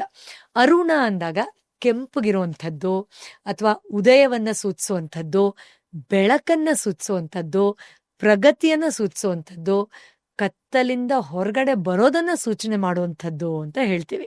ಸೊ ಯಾವ ಒಂದು ಗಿರಿ, ಯಾವ ಒಂದು ಪರ್ವತ ಸಾಕ್ಷಾತ್ ಶಿವನ ಬೆಳಕನ್ನೇ ಸೂಚನೆ ಮಾಡತ್ತೋ ಅದೇ ಪರ್ವತ ಅರುಣಾಚಲೇಶ್ವರನ ಪರ್ವತ, ತಿರುವಣ್ಣಾಮಲೈ. ಸೊ ಅತ್ಯಂತ ಪವಿತ್ರವಾದದ್ದು ಮಲೈ, ಒಂದು ಬೆಟ್ಟ. ಆ ಜಾಗದಲ್ಲಿ ನಮ್ಮ ಅರುಣಾಚಲೇಶ್ವರನ ಅಗ್ನಿತತ್ವವನ್ನ ಪ್ರತಿಬಿಂಬಿಸುವಂತಹ ದೇವಸ್ಥಾನ ಇದು. ಅದರಿಂದ ಈ ಪಂಚಭೂತಗಳಿಗೆ ಸಂಬಂಧಪಟ್ಟಿರೋದಲ್ಲಿ ಅತ್ಯಂತ ಪ್ರಸಿದ್ಧವಾದ ದೇವಸ್ಥಾನ ಅರುಣಾಚಲೇಶ್ವರಂದು ತಿರುವಣ್ಣಾಮಲೆಯಲ್ಲಿ ಇರುವಂಥದ್ದು. ಎಷ್ಟೋ ಜನ ಸಿದ್ಧರು, ಯೋಗಿಗಳು ಹೇಳ್ತಾರೆ ಅರುಣಾಚಲೇಶ್ವರ, ತಿರುವಣ್ಣಾಮಲೆ ನೀವು ಯಾವಾಗ ಕಾಲಿಡ್ತೀರಾ, ಕಾಲಿಟ್ಟ ತಕ್ಷಣನೇ ನಿಮ್ಮ ಸಾಕಷ್ಟು ಕರ್ಮಗಳು ಕರಗ್ತಾ ಬರುತ್ತೆ ಅಂತ. ಈ ಕರ್ಮಕ್ಕೂ ಅಲ್ಲಿನ ಸ್ಥಳಕ್ಕೂ ಏನೊಂದು ಕನೆಕ್ಷನ್? ಪರ್ಫೆಕ್ಟ್. ಈ ಭಾಗಕ್ಕೆ ಬಂದಾಗ ಒಂದು ಅತ್ಯಂತ ವಿಶೇಷವಾದ ಕಥೆಯನ್ನ ನಾವು ನೆನಪು ಮಾಡ್ಕೊಳ್ಬೇಕು. ಬಹಳ ಜನಕ್ಕೆ ಗೊತ್ತಿರುತ್ತೆ ಇದು. ಸೊ ಬ್ರಹ್ಮ ಮತ್ತು ವಿಷ್ಣು ಒಂದ್ಸತಿ ಹೀಗೆ ವಾದ ವಿವಾದಕ್ಕೆ ಬಿದ್ರಂತೆ. ನಾನೇ ಶ್ರೇಷ್ಠ ಅಂತ ಬ್ರಹ್ಮ, ನಾನ್ ಶ್ರೇಷ್ಠ ಅಂತ ವಿಷ್ಣು. ಅದೇ ಹೇಗೆ? ಇಡೀ ಸೃಷ್ಟಿಯನ್ನು ಸೃಷ್ಟಿ ಮಾಡಿದ್ರು ನಾನ್ ತಾನೇ ಶ್ರೇಷ್ಠ ಅಂತ ಬ್ರಹ್ಮ ಹೇಳಿದ್ರೆ, ಎಲ್ಲವನ್ನೂ ಸರಿತೂಗಿಸ್ಕೊಂಡು ಹೋಗ್ತಾರೋ ನಾನಲ್ವಾ, ನಾನು ಶ್ರೇಷ್ಠ ಅಂತ ವಿಷ್ಣು ಹೇಳಿದ್ರಂತೆ. ಇವರಿಬ್ಬರ ಈ ಅಹಮ್ಮಿನ ಯುದ್ಧವನ್ನ ಗಮನಿಸಿದಂತಹ ಶಿವ ಪ್ರತ್ಯಕ್ಷ ಆಗಿ ಒಂದು ಕೆಲಸ ಮಾಡಿ, ನಾನೀಗ ಬೆಳಕಿನ ರೂಪದಲ್ಲಿ ಪ್ರಕಟ ಆಗ್ತೀನಿ. ಈ ಅನಂತ ಬೆಳಕಿನ ಈ ಕಂಬದಲ್ಲಿ ಯಾರು ಇದರ ಆದಿ ಅಥವಾ ಅಂತ್ಯವನ್ನ ಮೊದಲು ಕಂಡಿಡಿತಾರೋ ಅವರೇ ಶ್ರೇಷ್ಠ ಅಂತ ಶಿವ ಹೇಳ್ತಾರೆ. ಆಗ ವಿಷ್ಣು ವರಾಹರ ರೂಪ ತಗೊಂಡು ಕೆಳಮುಖವಾಗಿ ನಾನು ಇದರ ಮೂಲವನ್ನ ಕಂಡಿಡಿದು ಬಿಡ್ತೀನಿ, ಇದರ ಅಂತ್ಯ ಎಲ್ಲಿದೆ ಕಂಡಿಡಿತೀನಿ ಅಂತ ಕೆಳಮುಖವಾಗಿ ಹೋಗ್ತಾರಂತೆ. ಹಂಸನ ರೂಪ ತಗೊಂಡು ಬ್ರಹ್ಮದೇವರು ಮೇಲ್ಮುಖವಾಗಿ ಸಂಚಾರ ಮಾಡಕ್ಕೆ ಶುರು ಮಾಡ್ತಾರೆ. ಹೀಗೆ ಎಷ್ಟೋ ಸಾವಿರಾರು ವರ್ಷಗಳು ಹೋಗ್ತಾನೇ ಇರ್ತಾರೆ. ಕೊನೆಗೆ ಒಂದು ಹಂತದಲ್ಲಿ ವಿಷ್ಣುವಿಗೆ ಗೊತ್ತಾಗತ್ತಂತೆ, ಓಹೋ ಇದನ್ನ ನಾನು ಕಂಡುಹಿಡಿಯೋಕೆ ಸಾಧ್ಯನೇ ಇಲ್ಲ, ಅನಂತ ಬೆಳಕಿನಲ್ಲಿ ನಾನಿದ್ದೇನೆ, ಇದಕ್ಕೆ ಆದಿ ಅಂತ್ಯವೇ ಇಲ್ಲ, ಇದರ ಅಂತ್ಯವನ್ನು ನಾನು ಕಂಡುಹಿಡಿಯೋಕೆ ಸಾಧ್ಯನೇ ಇಲ್ಲ ಅಂತ ಪ್ರಾಮಾಣಿಕವಾಗಿ ಒಪ್ಕೊಂಡು ಬಂದ್ಬಿಡ್ತಾರೆ, ಸೋಲ್ನ ಒಪ್ಕೊಂಡು. ಆದ್ರೆ ಬ್ರಹ್ಮದೇವರು ಹಂಸನ ರೂಪದಲ್ಲಿ ಮೇಲೆ ಹೋಗ್ತಾ ಇರ್ಬೇಕಾದ್ರೆ ಒಂದು ಕೇತಕಿಯ ಹೂವ ಕೆಳಗಡೆ ಬೀಳ್ತಾ ಇರೋದನ್ನ ನೋಡ್ತಾರೆ. ಅದನ್ನ ನಿಲ್ಲು ನೀನ್ ಎಲ್ಲಿಂದ ಬರ್ತಾ ಇದೀಯಾ ಅಂತ ಕೇಳ್ತಾರಂತೆ. ಅದಕ್ಕೆ ಆ ಹೂವ ಹೇಳುತ್ತಂತೆ, ನಾನು ಈ ಬೆಳಕಿನ ಕಂಬದ ಮೇಲ್ಭಾಗದಿಂದ ಬರ್ತಾ ಇದ್ದೀನಿ ಅಂತ. ಆಗ ಬ್ರಹ್ಮದೇವರು ಒಂದು ಐಡಿಯಾ ಓಡಿಸ್ತಾರೆ, ಒಂದು ಕೆಲಸ ಮಾಡು, ನಾನು ನಿನ್ನ ಕರ್ಕೊಂಡು ಹೋಗ್ತೀನಿ, ನೀನು ಒಂದು ಸುಳ್ಳು ಹೇಳ್ಬಿಡು, ನಾನು ಅದರ ಆದಿ ಅಂದ್ರೆ ಶುರುವಿಗೆ ಬಂದಿದ್ದೆ, ಅಲ್ಲಿ ನೀನಿದ್ದೆ, ಅಲ್ಲಿಂದ ಕರ್ಕೊಂಡು ಬಂದಿದ್ದೀನಿ, ಇದೇ ಪ್ರೂಫು, ನಾನು ಈ ಬೆಳಕಿನ ಒಂದು ಆದಿಯನ್ನ ಅಥವಾ ಶುರುವನ್ನ ನೋಡಿದೀನಿ ಅಂತ ಹೇಳೋಕೆ, ಬಾ ಈ ತರ ಸುಳ್ಳು ಒಪ್ಕೋ ಬಾ ಶಿವನ್ ಬಳಿ ಅಂತ ಕರ್ಕೊಂಡ್ಬರ್ತಾರೆ. ಬಂದು, ನೋಡಪ್ಪ ನಾನು ಹೋಗಿದ್ದೆ, ನಾನು ಕಂಡಿಡ್ದ್ಬಿಟ್ಟೆ ಎಲ್ಲಿಂದ ಇದು ಶುರುವಾಗತ್ತೆ ಅಂತ, ನೋಡು ಇದಕ್ಕೆ ನೀನು ಸಾಕ್ಷಿಯಾಗಿ ಕೇತಕಿ ಹೂವನ್ನು ತಗೊಂಡ್ ಬಂದಿದ್ದೀನಿ, ಅಲ್ಲೇ ತಾನೇ ಕೂತಿದ್ದು ಅಂತ.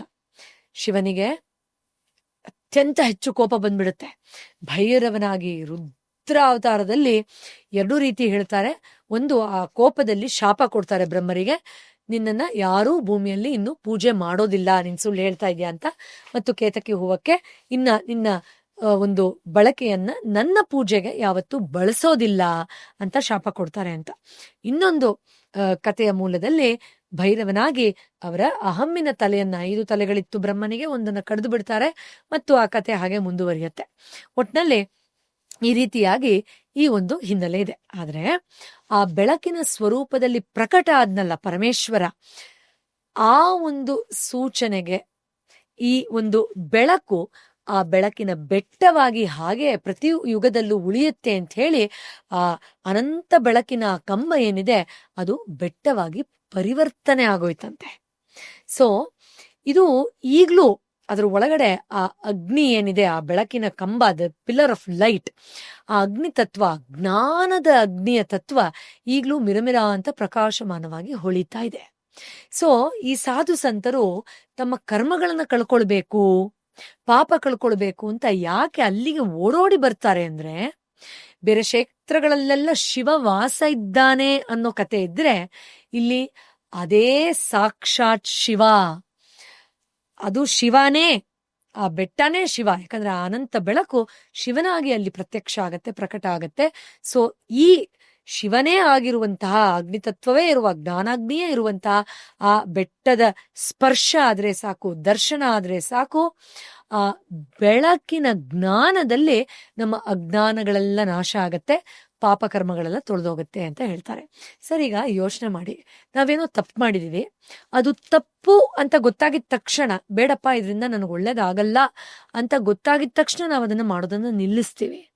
ಅಥವಾ ಬೇರೆಯವರಿಂದ ತಿಳ್ಕೊಳ್ತೀವಿ, ನೋಡು ಹೀಗ್ ಮಾಡಿದ್ರೆ ಹೀಗಾಗುತ್ತೆ, ಓ ಹೌದಲ್ವಾ ಅಂತ ತಿಳ್ಕೊಳ್ತೀವಿ. ಅಂದ್ರೆ ಏನು, ಜ್ಞಾನದ ಸ್ಪರ್ಶ ಆಗಿದ ತಕ್ಷಣ ಅಲ್ಲಿ ನಮ್ಮ ಸಫರಿಂಗಿಗೆ ಒಂದು ಫುಲ್ ಸ್ಟಾಪ್ ಬಿತ್ತು ಅಂತ ಅರ್ಥ, ಹೌದಲ್ವಾ? ಅದೇ ರೀತಿನೇ ಯಾರ್ಯಾರಿಗೆ ಈ ಅನಂತ ಬೆಳಕಿನ ಜ್ಞಾನದ ಸ್ಪರ್ಶ ಆಗತ್ತೋ, ದರ್ಶನ ಆಗತ್ತೋ, ಆ ಜ್ಞಾನದ ಬೆಳಕಿನ ಮುಖಾಂತರ ನಮ್ಮ ಅಜ್ಞಾನದಲ್ಲಿ ನಾವು ಮಾಡಿದ ಪಾಪಗಳು ಕಳೆದು ಹೋಗತ್ತೆ ಅನ್ನೋದು ಪ್ರತೀತಿ. ಆದ್ರಿಂದ ಸಾಧು ಸಂತರು ಅಷ್ಟೇ ಯಾಕೆ, ಸಾಕ್ಷಾತ್ ಪಾರ್ವತಿಯೇ ಓಡೋಡಿ ಬಂದು, ನಾವು ನವರಾತ್ರಿ ಕಥೆಯಲ್ಲಿ ಹೇಳ್ತಾ ಇದ್ವಿ, ಅಮ್ಮನವರು ಶಿವನನ್ನ ಹೊಲಿಸ್ಕೊಳ್ಬೇಕು ಅಂತ ಇಲ್ಲೆಲ್ಲೋ ತಪಸ್ಸು ಮಾಡ್ತಾರೆ. ಅದರಲ್ಲಿ ಇದೂ ಒಂದು ಜಾಗ, ಅಲ್ಲಿ ಅಮ್ಮನವರು ತಪಸ್ಸು ಮಾಡ್ತಾರೆ, ಮೊದಲನೇ ಬಾರಿಗೆ ಅಲ್ಲಿ ಪ್ರದಕ್ಷಿಣೆಯನ್ನೂ ಹಾಕ್ತಾರೆ ಅಂತೆಲ್ಲ ಪ್ರತೀತಿ ಇದೆ. ಆದ್ರಿಂದ ಎಸ್, ಈ ಜ್ಞಾನದ ಬೆಳಕಿನಲ್ಲಿ ತನ್ನ ಪಾಪಕರ್ಮಗಳನ್ನ ಕಳ್ಕೊಳ್ಬಹುದು, ಅರಿವಿನಲ್ಲಿ ತನ್ನ ಎಲ್ಲ ಅಜ್ಞಾನದಿಂದ ಹೊರಗಡೆ ಬರ್ಬೋದು. ಆದ್ರಿಂದ ಅಸಂಖ್ಯಾತ ಜನ ಸಿದ್ಧರು, ಸಾಧು ಸಂತರು, ಋಷಿ ಮುನಿಗಳು ಅಲ್ಲಿಗೆ ಬರ್ತಾರೆ ಅನ್ನೋ ಕಥೆ ಇದೆ. ಹುಣ್ಣಿಮೆ ದಿನಗಳಲ್ಲಂತೂ ನೀವು ತಿರುವಣ್ಣಾಮಲೈ ಕಾಲಿಡಕ್ಕಾಗಲ್ಲ, ಪಾರ್ಕಿಂಗ್ ಎಲ್ಲೋ 2 ಕಿಲೋಮೀಟರ್ ನಿಲ್ಸಿರ್ತೀರಾ, ಅಲ್ಲಿಂದ ಬರ್ತೀರಾ. ಎಸ್ಪೆಷಲಿ ಗಿರಿ ಪ್ರದಕ್ಷಿಣೆ ಹಾಕ್ತಿರಲ್ಲ, ಏನಾದ್ರೆ ಆ ಬೆಟ್ಟ ಸುತ್ತ ಹಾಕೋದಿರತ್ತಲ್ಲ, ಒಟ್ಟು 14 ಕಿಲೋಮೀಟರ್, ಏನದು ಅಂತ ಅಂದ್ರೆ ಯಾಕದು ಜನ ಅಷ್ಟೊಂದು ಸಂಖ್ಯೆಯಲ್ಲಿ? ಸರ್, ಈಗ ಸ್ಕಂದ ಪುರಾಣ, ಶಿವಪುರಾಣ, ಈ ರೀತಿ ಪೌರಾಣಿಕ ಕಥೆಗಳನ್ನ ನೋಡಿದ್ರೆ ಸಾವಿರಾರು ವರ್ಷಗಳಿಂದ ಈ ರೀತಿ ಶಿವನೇ ತಾನಾಗಿರುವ ಅರುಣಾಚಲೇಶ್ವರನ ಸುತ್ತು ಪ್ರದಕ್ಷಿಣೆಯನ್ನ ಬರ್ತಾರೆ. ಅಂದ್ರೆ ಆ ಅನಂತ ಬೆಳಕೇನಿತ್ತು ಅದು ದೊಡ್ಡದೊಂದು ಗಿರಿಯಾಗಿ ಪರಿವರ್ತನೆ ಆಗಿದೆ.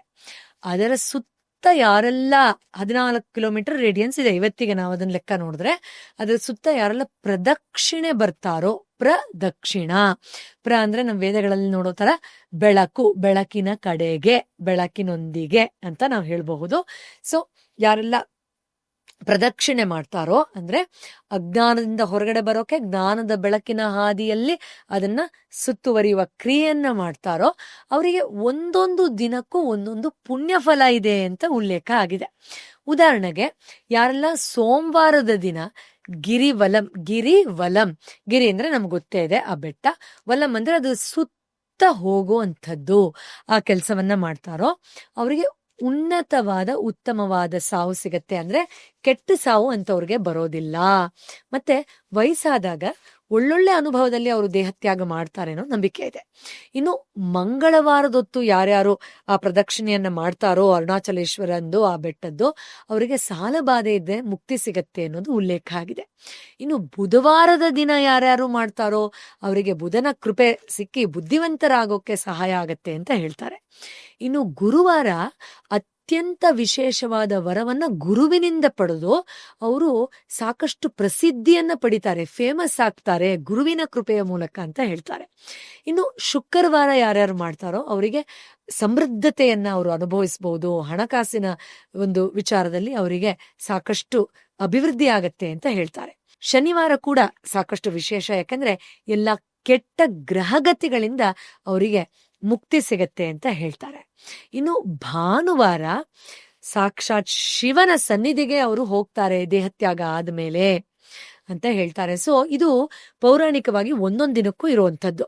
ಆದ್ರೆ ಇಲ್ಲಿ ಇನ್ನೊಂದು ರೋಚಕವಾದ ವಿಷಯ ಇದೆ ಸರ್. ಏನು ಅಂತಂದ್ರೆ, ಈ ಬೆಳಕಿನ ಕಂಬ ಏನು ಪರ್ವತವಾಗಿ ಅದು ಪರಿವರ್ತನೆ ಆಯ್ತು ಆ ಒಂದು ಸೂಚನೆಯಾಗಿ ಅಂತ ನಾವೇನ್ ಹೇಳ್ತೀವಿ, centre of the earth, centre of the universe ಅಲ್ಲಿ ಎಕ್ಸಾಕ್ಟ್ ಸ್ಪಾಟ್ ಅಲ್ಲಿ ಆ ಒಂದು ಗಿರಿ ಅಥವಾ ಆ ಒಂದು ಪರ್ವತ ಕನ್ವರ್ಟ್ ಆಗಿ ಅಲ್ಲಿ ಉಳಿತು ಅಂತ. ಇದು ಒಂದೊಂದು ಯುಗದಲ್ಲೂ ಒಂದೊಂದ್ ತರ ಇತ್ತಂತೆ ನೋಡೋಕೆ. ಸತ್ಯಯುಗದಲ್ಲಿ ಇದು ಒಂದು ಸ್ಫಟಿಕ ಅರುಣಾಚಲನಾಗಿ ಇದು ಭಾಸ ಆಗ್ತಾ ಇತ್ತಂತೆ. ಅಂದ್ರೆ ಅದು ಟ್ರಾನ್ಸ್ಪರೆಂಟ್ ಆಗಿರೋ ಒಂದು ಗಿರಿಯ ರೀತಿ, ಅದರ ಮೂಲಕ ಬೆಳಕು ಹರಿದು ಎಲ್ಲಾ ಲೋಕಗಳಲ್ಲೂ ಅದರ ಬೆಳಕು ಅನುಭವಕ್ಕೆ ಬರ್ತಾ ಇತ್ತಂತೆ. ಅದರ ಬೆಳಕು ಎಲ್ಲಾ ಲೋಕದಲ್ಲೂ ಇರೋದ್ರಿಂದ ದೇವಾನ್ ದೇವತೆಗಳು ಕಣ್ಮುಚ್ಚಿ ಮಾನಸಿಕವಾಗಿ ಧ್ಯಾನದಲ್ಲೇನೆ ಅದರ ಸುತ್ತ ಗಿರಿವಲಂ ಬರೋ ರೀತಿಯಲ್ಲಿ ಆ ಬೆಳಕಿನ ಸ್ಪರ್ಶ ಎಲ್ಲಾ ಯುಗದಲ್ಲೂ ಅನುಭವಕ್ಕೆ ಬರ್ತಾ ಇತ್ತು ಅನ್ನೋ ಒಂದು ಹಂತದವರೆಗೂ ಅದನ್ನ ಉಲ್ಲೇಖಿಸ್ತಾರೆ. ಇನ್ನು ಅಲ್ಲಿಂದ ಮುಂದಕ್ಕೆ ತ್ರೇತಾಯುಗಕ್ಕೆ ಬಂದ್ರೆ ಅದು ಬೆಳ್ಳಿಯ ರೀತಿಯ ಒಂದು ಪರ್ವತವಾಗಿ ಪರಿವರ್ತನೆ ಆಗೋಯ್ತು. ಕೆಲವರು ಹೇಳ್ತಾರೆ ಪಚ್ಚೆಯ ಪರ್ವತವಾಯ್ತು ಅಂತ ಹೇಳ್ತಾರೆ, ಎಮರಾಲ್ಡ್ ಹಿಲ್ ಅಂತ. ಎನಿವೆ ಆ ಥರದ್ದು ಉಲ್ಲೇಖ ಇದೆ. ಇನ್ನು ದ್ವಾಪರ ಯುಗಕ್ಕೆ ಬಂದ್ರೆ ಸ್ವರ್ಣ ಅರುಣಾಚಲ ಅಂತ ಹೇಳ್ತಾರೆ. ಚಿನ್ನದ ಬೆಟ್ಟವೇ ಆಗೋಗಿತ್ತಂತೆ ಅದು. ಆ ಚಿನ್ನದ ಬೆಟ್ಟವನ್ನ ಪ್ರದಕ್ಷಿಣೆ ಮಾಡೋಕೆ ಸಾಧು ಸಂತರು, ಋಷಿಮುನಿಗಳು, ಸಪ್ತ ಋಷಿಗಳೆಲ್ಲ ಓಡೋಡಿ ಬರೋರಂತೆ. ಆಗ್ಲೇ ನಾನು ಹೇಳ್ದಾಗೆ ತ್ರೇತಾಯುಗದಲ್ಲಿ ಪಾರ್ವತಿಯೇ ಬಂದಿದ್ರು ಮತ್ತು ಹಲವಾರು ಬೇರೆ ದೇವತೆಗಳ ಕಥೆಗಳು ಅಸಂಖ್ಯಾತ ಕಡೆಯಲ್ಲಿ ಉಲ್ಲೇಖ ಆಗಿರೋದು ಇದೆ. ಇನ್ನು ಕಲಿಯುಗದಲ್ಲಿ ಹೇಗೆ ಮನುಷ್ಯನ ಜ್ಞಾನ ಕಮ್ಮಿ ಆಗ್ತಾ ಹೋಯ್ತೋ, ಅಜ್ಞಾನ ಹೆಚ್ಚಾಯ್ತಾ ಹೋಗ್ತೋ, ಅದೇ ಥರನೇ ಅದೊಂದು ಕಲ್ಲಾಗಿ ಪರಿವರ್ತನೆ ಆಗೋಗಿದೆ. ಅದರಿಂದ ಒಂದು ಶಿಲೆಯಾಗಿ ಅರುಣಾಚಲ ಅಲ್ಲಿ ಇದ್ದಾನೆ. ಸೊ ಕಲ್ಲಿನ ರೂಪದಲ್ಲಿ ಇದ್ದಾನೆ ಅಂತ ಹೇಳ್ತಾರೆ. ಸೊ ಇಲ್ಲಿ ನಾವು ಗಿರಿವಲಂ ಅಂತ ನೋಡಿದಾಗ ಎರಡು ರೀತಿ, ಒಂದೊಂದು ದಿನ ಅಲ್ಲಿ ಪ್ರದಕ್ಷಿಣೆಯನ್ನ ಮಾಡಿದಾಗ ಒಂದೊಂದು ರೀತಿಯ ನಕಾರಾತ್ಮಕ ಕರ್ಮಗಳನ್ನ ಕಳಿಯೋಕೆ ಒಂದು ಸುವರ್ಣ ಅವಕಾಶ.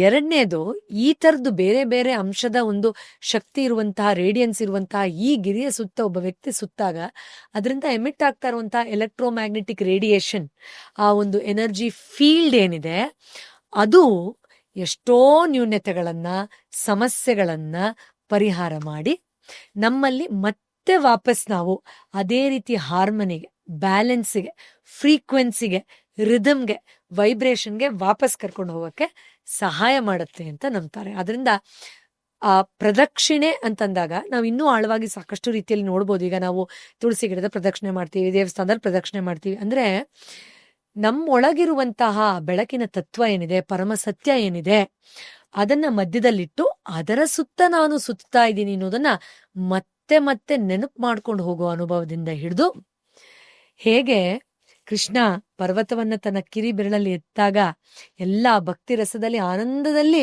ಹೇಗೆ ತೇಲ್ಕೊಂಡು ನೃತ್ಯದ ರೀತಿ ಅದರ ಸುತ್ತ ಸುತ್ತಿದ್ರೋ, ಆ ರೀತಿ ಭಕ್ತಿ ರಸದಲ್ಲೂ ನಾವು ಅದರ ಸುತ್ತ ಸುತ್ತಬಹುದು. ಈ ರೀತಿ ನಾವು ಒಟ್ನಲ್ಲಿ ಆ ಪರಮ ಸತ್ಯದ ಸುತ್ತ, ಆ ಪರಮೇಶ್ವರನ ಸುತ್ತ, ಆ ಸೃಷ್ಟಿಕರ್ತನ ಸುತ್ತ, ಆ ಪರಶಿವನ ಸುತ್ತ, keeping you as a centre, keeping truth as a centre. ನಾನು ಎಲ್ಲೇ ಹೋದ್ರು this is my identity, my centre ಅನ್ನೋದನ್ನ ರೀಕಾಲ್ ಮಾಡಿಸೋಕೆ, ನಮ್ಮ ಅಲೈನ್ಮೆಂಟ್ಗೆ, ಪಾಪಕರ್ಮಗಳಿಂದ ದೂರ ಹೋಗಿರೋ ನಮ್ಮನ್ನ ಮತ್ತೆ ವಾಪಸ್ ಕರ್ಕೊಂಡ್ಬರಕ್ಕೆ ಈ ಒಂದು ಗಿರಿವಲಂ, ಗಿರಿ ಪ್ರದಕ್ಷಿಣ 14 ಕಿಲೋಮೀಟರ್ನ ಈ ಸಣ್ಣ ಸಾಧನೆಯನ್ನು ನಾವು ಮಾಡಿದ್ದೆ ಆದ್ರೆ ನಮ್ಗೆ ಲಭ್ಯ ಆಗತ್ತೆ ಅಂತ ಹೇಳ್ತಾರೆ ಸರ್.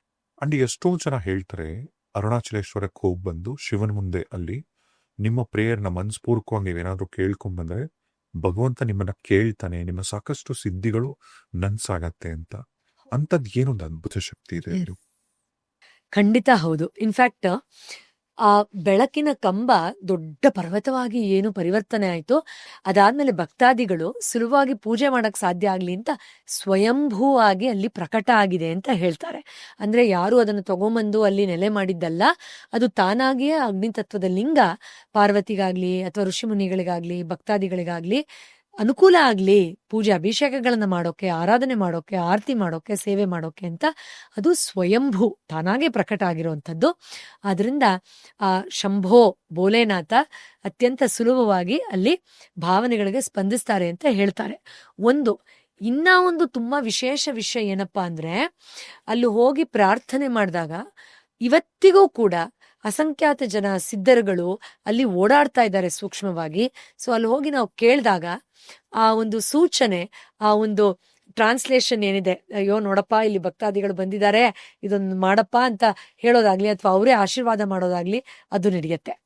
ಇನ್ನೊಂದು ತುಂಬಾ ವಿಶೇಷವಾದ ವಿಷಯ, ಯಾಕೆ ಅಲ್ಲಿ ಹೆಚ್ಚು ಆಳವಾಗಿ ಸ್ಪಂದಿಸ್ತಾನೆ ದೇವರು ಅಂತ ಗೊತ್ತಾಗುತ್ತೆ ಅಂದ್ರೆ, ನಮ್ಮ ವೇದಗಳಲ್ಲಿ ಇದರ ರಹಸ್ಯವನ್ನು ನಾವು ನೋಡಬಹುದು. ಋಗ್ವೇದದಲ್ಲಿ ಅಗ್ನಿಯಿಂದ ನಾವು ಮಂತ್ರಗಳನ್ನ ಶುರು ಮಾಡ್ತೀವಿ. ಸೊ ಅಗ್ನಿಯನ್ನ ನಾವು ಒಂದ್ ರೀತಿ ಪೋಸ್ಟ್ ಮಾಸ್ಟರ್ ತರ ನೋಡ್ತೀವಿ ಅಂತ ಹೇಳ್ತಾರಲ್ವಾ.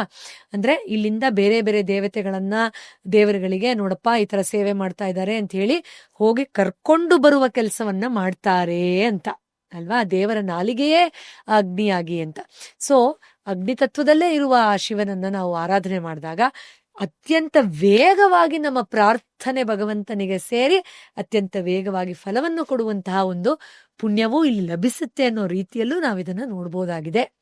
ಆದ್ರಿಂದ ಇದು ಒಂದು ಭಾಗ. ಆದ್ರೆ ಇನ್ನೊಂದು, ಇಲ್ಲಿ ಆ ಪರ್ವತವೇ ಸಾಕ್ಷಾತ್ ಶಿವ ಅಲ್ವಾ. ಈಗ ಕಾಶಿಯಲ್ಲೋ ಇನ್ನೊಂದ್ ಕಡೆನೋ ಮತ್ತೊಂದ್ ದೇವಸ್ಥಾನಕ್ಕೋ ನೀವು ಹೋದ್ರೆ ಇಲ್ಲಿ ಶಿವ ಬರ್ತಾನೆ, ಶಿವ ಇರ್ತಾರೆ, ಶಿವ ಇರೋ ಪ್ಯಾಲೇಸ್ ಇದು ಅಂತ ಹೇಳ್ತಾರೆ. ಹಾಗಲ್ಲ, ಇದೇ ಶಿವ ಅಂತಾದಾಗ ನೀವು ಡೈರೆಕ್ಟ್ ಆಗಿ ಆ ಒಂದು ಪ್ರಾರ್ಥನೆಯನ್ನ ನೀವು ಸಲ್ಲಿಸ್ತಾ ಇರುವಂತಹ ಅದೃಷ್ಟದಲ್ಲಿ ಇರ್ತೀರಾ ಆ ಜಾಗದಲ್ಲಿ. ಅದರಿಂದ ತುಂಬಾ ಬೇಗ ಪ್ರಾರ್ಥನೆಯನ್ನ ಭಗವಂತ ಕೇಳ್ತಾನೆ ಅಂತ ಕೂಡ ಹೇಳ್ತಾರೆ. ಎಸ್. ಈಗ ಭಗವಾನ್ ರಮಣ ಮಹರ್ಷಿಗಳು ಭಾರತ ದೇಶದಲ್ಲಿ ಅಷ್ಟು ಸ್ಥಳ ಇದ್ರೂ ಕೂಡ, ಎಷ್ಟೋ ಕ್ಷೇತ್ರಗಳಿದ್ರು ಕೂಡ, ಅವರು ಯಾಕೆ ತಿರುವಣ್ಣಾಮಲೆಯನ್ನೇ ಆಯ್ಕೆ ಮಾಡ್ಕೋತಾರೆ?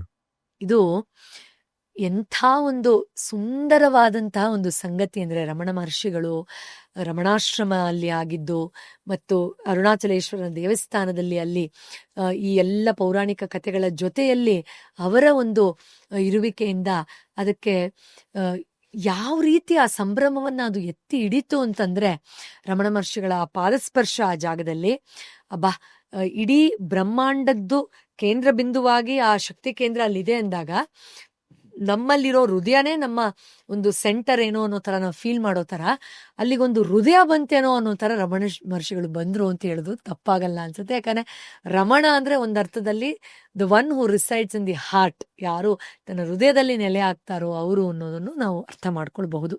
ಇಲ್ಲಿ ಒಂದು ಅದ್ಭುತವಾದ ರೋಚಕವಾದ ಕಥೆ ಇದೆ ಸರ್. ರಮಣ ಮಹರ್ಷಿಗಳಿಗೆ ಕೇವಲ ಒಂದು 16-17 ವರ್ಷ ಅಂತೆ. ಆಗ ಅವರಿಗೆ ಅತ್ಯಂತ ವಿಚಿತ್ರವಾದ ಪ್ರಶ್ನೆಗಳು ಕಾಡಕ್ಕೆ ಶುರುವಾಗುತ್ತೆ. ನಾವ್ಯಾರು, ಎಲ್ಲಿಂದ ಬಂದಿದ್ದೀವಿ, ಸತ್ಮೇಲೆ ಎಲ್ಲಿ ಹೋಗ್ತೀವಿ, ನಾನ್ ಸತ್ತೆ ಅಂದ್ರೆ ನಾನು ಅನ್ನೋರು ಯಾರು, ಸತ್ತೋರು ಯಾರು, ಇದೆಲ್ಲ ಪ್ರಶ್ನೆಗಳು ಅವರಲ್ಲಿ ಮೂಡುತ್ತೆ.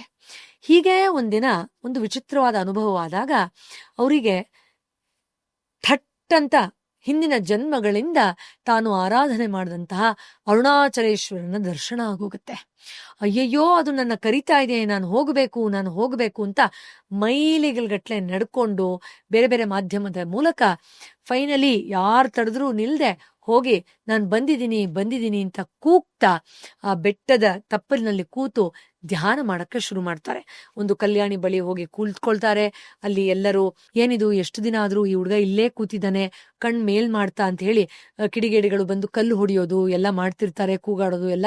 ಆಮೇಲೆ ಒಬ್ರು ಸಂತರು ಬಂದು, ಬಾಪ ನೀನ್ ಇಲ್ಲಿ ಕೂತ್ಕೋಬೇಡ ಅಂತ ಹೇಳಿ ಅಲ್ಲೇ ದೇವಸ್ಥಾನದ ಆವರಣದಲ್ಲೇ ಇರೋ ಪಾತಾಳ ಲಿಂಗದ ಹತ್ರ ಹೋಗಿ ಕುಣಿಸ್ತಾರೆ. ಅಲ್ಲಿ ರಮಣ ಮಹರ್ಷಿಗಳಿಗೆ ಆ ಭಗವಂತನ ದರ್ಶನ ಆಗಕ್ಕೆ ಶುರುವಾಗತ್ತೆ. ಆಗ ಅವ್ರಿಗೆ ಗೊತ್ತಾಗತ್ತೆ, ಓಹೋ, ಇದು ಅನಂತ ಕಾಲದಿಂದಲೂ ಇರುವಂತಹ ಜಾಗ, ಸಾಕ್ಷಾತ್ ಶಿವನೇ ಇರುವಂತಹ ಜಾಗ ಇದು ಅಂತ ಗೊತ್ತಾಗತ್ತೆ. ನೋಡಿ, ಎಲ್ಲಿ ಭಗವಂತ ಇರ್ತಾನೋ ಅಲ್ಲಿ ನಮ್ಮ ಹೃದಯ ಇದೆ, ಎಲ್ಲಿ ಭಗವಂತ ಇದ್ದಾನೋ ಅಲ್ಲೇ ಪ್ರೀತಿ ಇದೆ, ಎಲ್ಲಿ ಪ್ರೀತಿ ಇದೆಯೋ ಅಲ್ಲೇ ಭಗವಂತ ಇರ್ತಾನೆ ಅನ್ನೋ ಹಾಗೆ ಎಲ್ಲಿ ಭಗವಂತ ಇದ್ನೋ ಅಲ್ಲಿ ಪ್ರೀತಿ ತಾನಾಗೆ ಹೊರಟೋಯ್ತು ಅಲ್ವಾ, ಹೋಗಿ ಸೇರ್ಕೊಳ್ತು. ಆದ್ರಿಂದ ಇದು ಸೃಷ್ಟಿ ತಾನು ಬೇಕು ಅಂತಾನೆ ಮಾಡಿರುವಂತಹ ಒಂದು ಸುಂದರವಾದ ಲೀಲೆ ಏನೋ ಅಂತ ಅನ್ಸುತ್ತೆ ಇದನ್ನೆಲ್ಲ ನೋಡ್ತಾ ಇದ್ರೆ ಅಲ್ವಾ. ಯಾಕೆಂದ್ರೆ ದೈವಿ ಗುರುಗಳಿನ ರೂಪದಲ್ಲಿ ಅಲ್ಲಿ ರಮಣ ಮಹರ್ಷಿಗಳು ಪಾದಾರ್ಪಣೆ ಮಾಡಿದ್ದಾಗಿರಬಹುದು, ತನ್ನ ಹೃದಯಕ್ಕೆ ಹಿಂದಿರುಗಿ ಹೋಗಬೇಕು ಅನ್ನೋದನ್ನ ಅವರು ಸಾರಿ ಹೇಳಿದ್ದಾಗಿರಬಹುದು, ಅಥವಾ ಸೃಷ್ಟಿಯ ಮಧ್ಯಭಾಗದಲ್ಲಿ ಇದಿದೆ ಅರುಣಾಚಲೇಶ್ವರ ಅನ್ನೋದಾಗಿರಬಹುದು, ಜ್ಞಾನದ ಬೆಳಕಿನ ಪ್ರತಿಬಿಂಬವಾದಂತಹ ಜಾಗದ ಪರ್ವತದ ಹಿನ್ನೆಲೆ ಆಗಿರಬಹುದು. ಇದೆಲ್ಲವೂ ಒಗ್ಗೂಡಿ ಬಂದಾಗ ಅವರು ಭಕ್ತಾದಿಗಳಿಗೆ ಪರಮ ಸತ್ಯದ ದರ್ಶನ ಮಾಡಿಸೋಕೆ ಇದಕ್ಕಿಂತ ಉತ್ತಮವಾದಂತಹ ಒಂದು ಅನುಭವ ಇರ್ಲಿಕ್ಕೆ ಸಾಧ್ಯ ಇಲ್ಲ ಅಂತ ಹೇಳಿ ಅವರು ಹೇಳ್ತಾರೆ, ನಾನು ನೋಡ್ಬೇಕಾಗಿರೋದನ್ನ ಇಲ್ಲಿ ನೋಡಿ ಆಗಿದೆ, ಇನ್ನು ನನ್ನ ದೇಹ ಇರೋವರೆಗೂ ನಾನು ತಿರುವಣ್ಣಾಮಲೆಯನ್ನು ಬಿಟ್ಟು ಒಂದು ಹೆಜ್ಜೆ ಹೊರಗಡೆ ಹಾಕಲ್ಲ ಅಂತ ಹೇಳಿ ಆ ರೇಡಿಯನ್ಸ್ ಅಲ್ಲೇ ಅವರು ಇಡೀ ಜನ್ಮವನ್ನ ಕಳೀತಾರೆ. ಸೊ ಅದರಿಂದ ಅವರಿಗೆ ಇಲ್ಲೇ ಶಿವ ಇದ್ದಾನೆ, ಪರಮ ಸತ್ಯ ಇಲ್ಲೇ ಇದೆ, ಇದರ ದರ್ಶನವನ್ನ ಪಡೆದ್ರೆ ಸಾಕು ನಮಗೆ ಆ ಮುಕ್ತಿ ಸಿಗತ್ತೆ ಅಂತ ಅವ್ರಿಗೆ ಗೊತ್ತಾಗಿರೋದ್ರಿಂದ ಅವರಲ್ಲಿಂದ ಎಲ್ಲೂ ಹೋಗಲ್ಲ ಮತ್ತು ಆ ಜಾಗಕ್ಕೆ ಪ್ರವೇಶ ಮಾಡಿ ಕೋಟ್ಯಾಂತರ ಜನದ ಜೀವನವನ್ನು ಉದ್ಧಾರ ಮಾಡೋದ್ರ ಕಡೆಗೆ ಅವರು ಸಾಧನೆಯನ್ನು ಮಾಡ್ತಾ ಹೋಗ್ತಾರೆ. ಮತ್ತೆ ಇನ್ನೊಂದು ನಂಬಿಕೆ ಇದೆ, ಅರುಣಾಚಲೇಶ್ವರಕ್ಕೆ ಅಂದ್ರೆ ತಿರುವಣ್ಣಾಮಲೆಗೆ ಹೋಗಿ ಅಲ್ಲಿ ಹೋಗಿ ಏನಾದ್ರೂ ಪ್ರಾಣ ಬಿಟ್ರೆ ಅವರು ಡೈರೆಕ್ಟ್ ಮೋಕ್ಷ ಸಿಗತ್ತೆ ಅಂತ. ಈಗ ನಮ್ಮ ಭಾರತದ ಬೇರೆ ಬೇರೆ ದೇಶದಲ್ಲಿ, ಈಗ ನಾವು ಕಾಶಿ ನೋಡಿರಬಹುದು, ಬೇರೆ ಬೇರೆ ಜಾಗಗಳಲ್ಲಿ ಇಲ್ಲಿ ಬಂದು ದೇಹ ತ್ಯಾಗ ಮಾಡಿದ್ರೆ ಮೋಕ್ಷ ಸಿಗತ್ತೆ ಅಂತ ಹೇಳ್ತಾರೆ. ಹೌದು, ಹಲವಾರು ರೀತಿಯಲ್ಲಿ ನಾವಿದನ್ನು ನೋಡಬಹುದು. ಆದ್ರೆ ಅಲ್ಲಿ 2-3 ವಿಚಾರಗಳಿದೆ.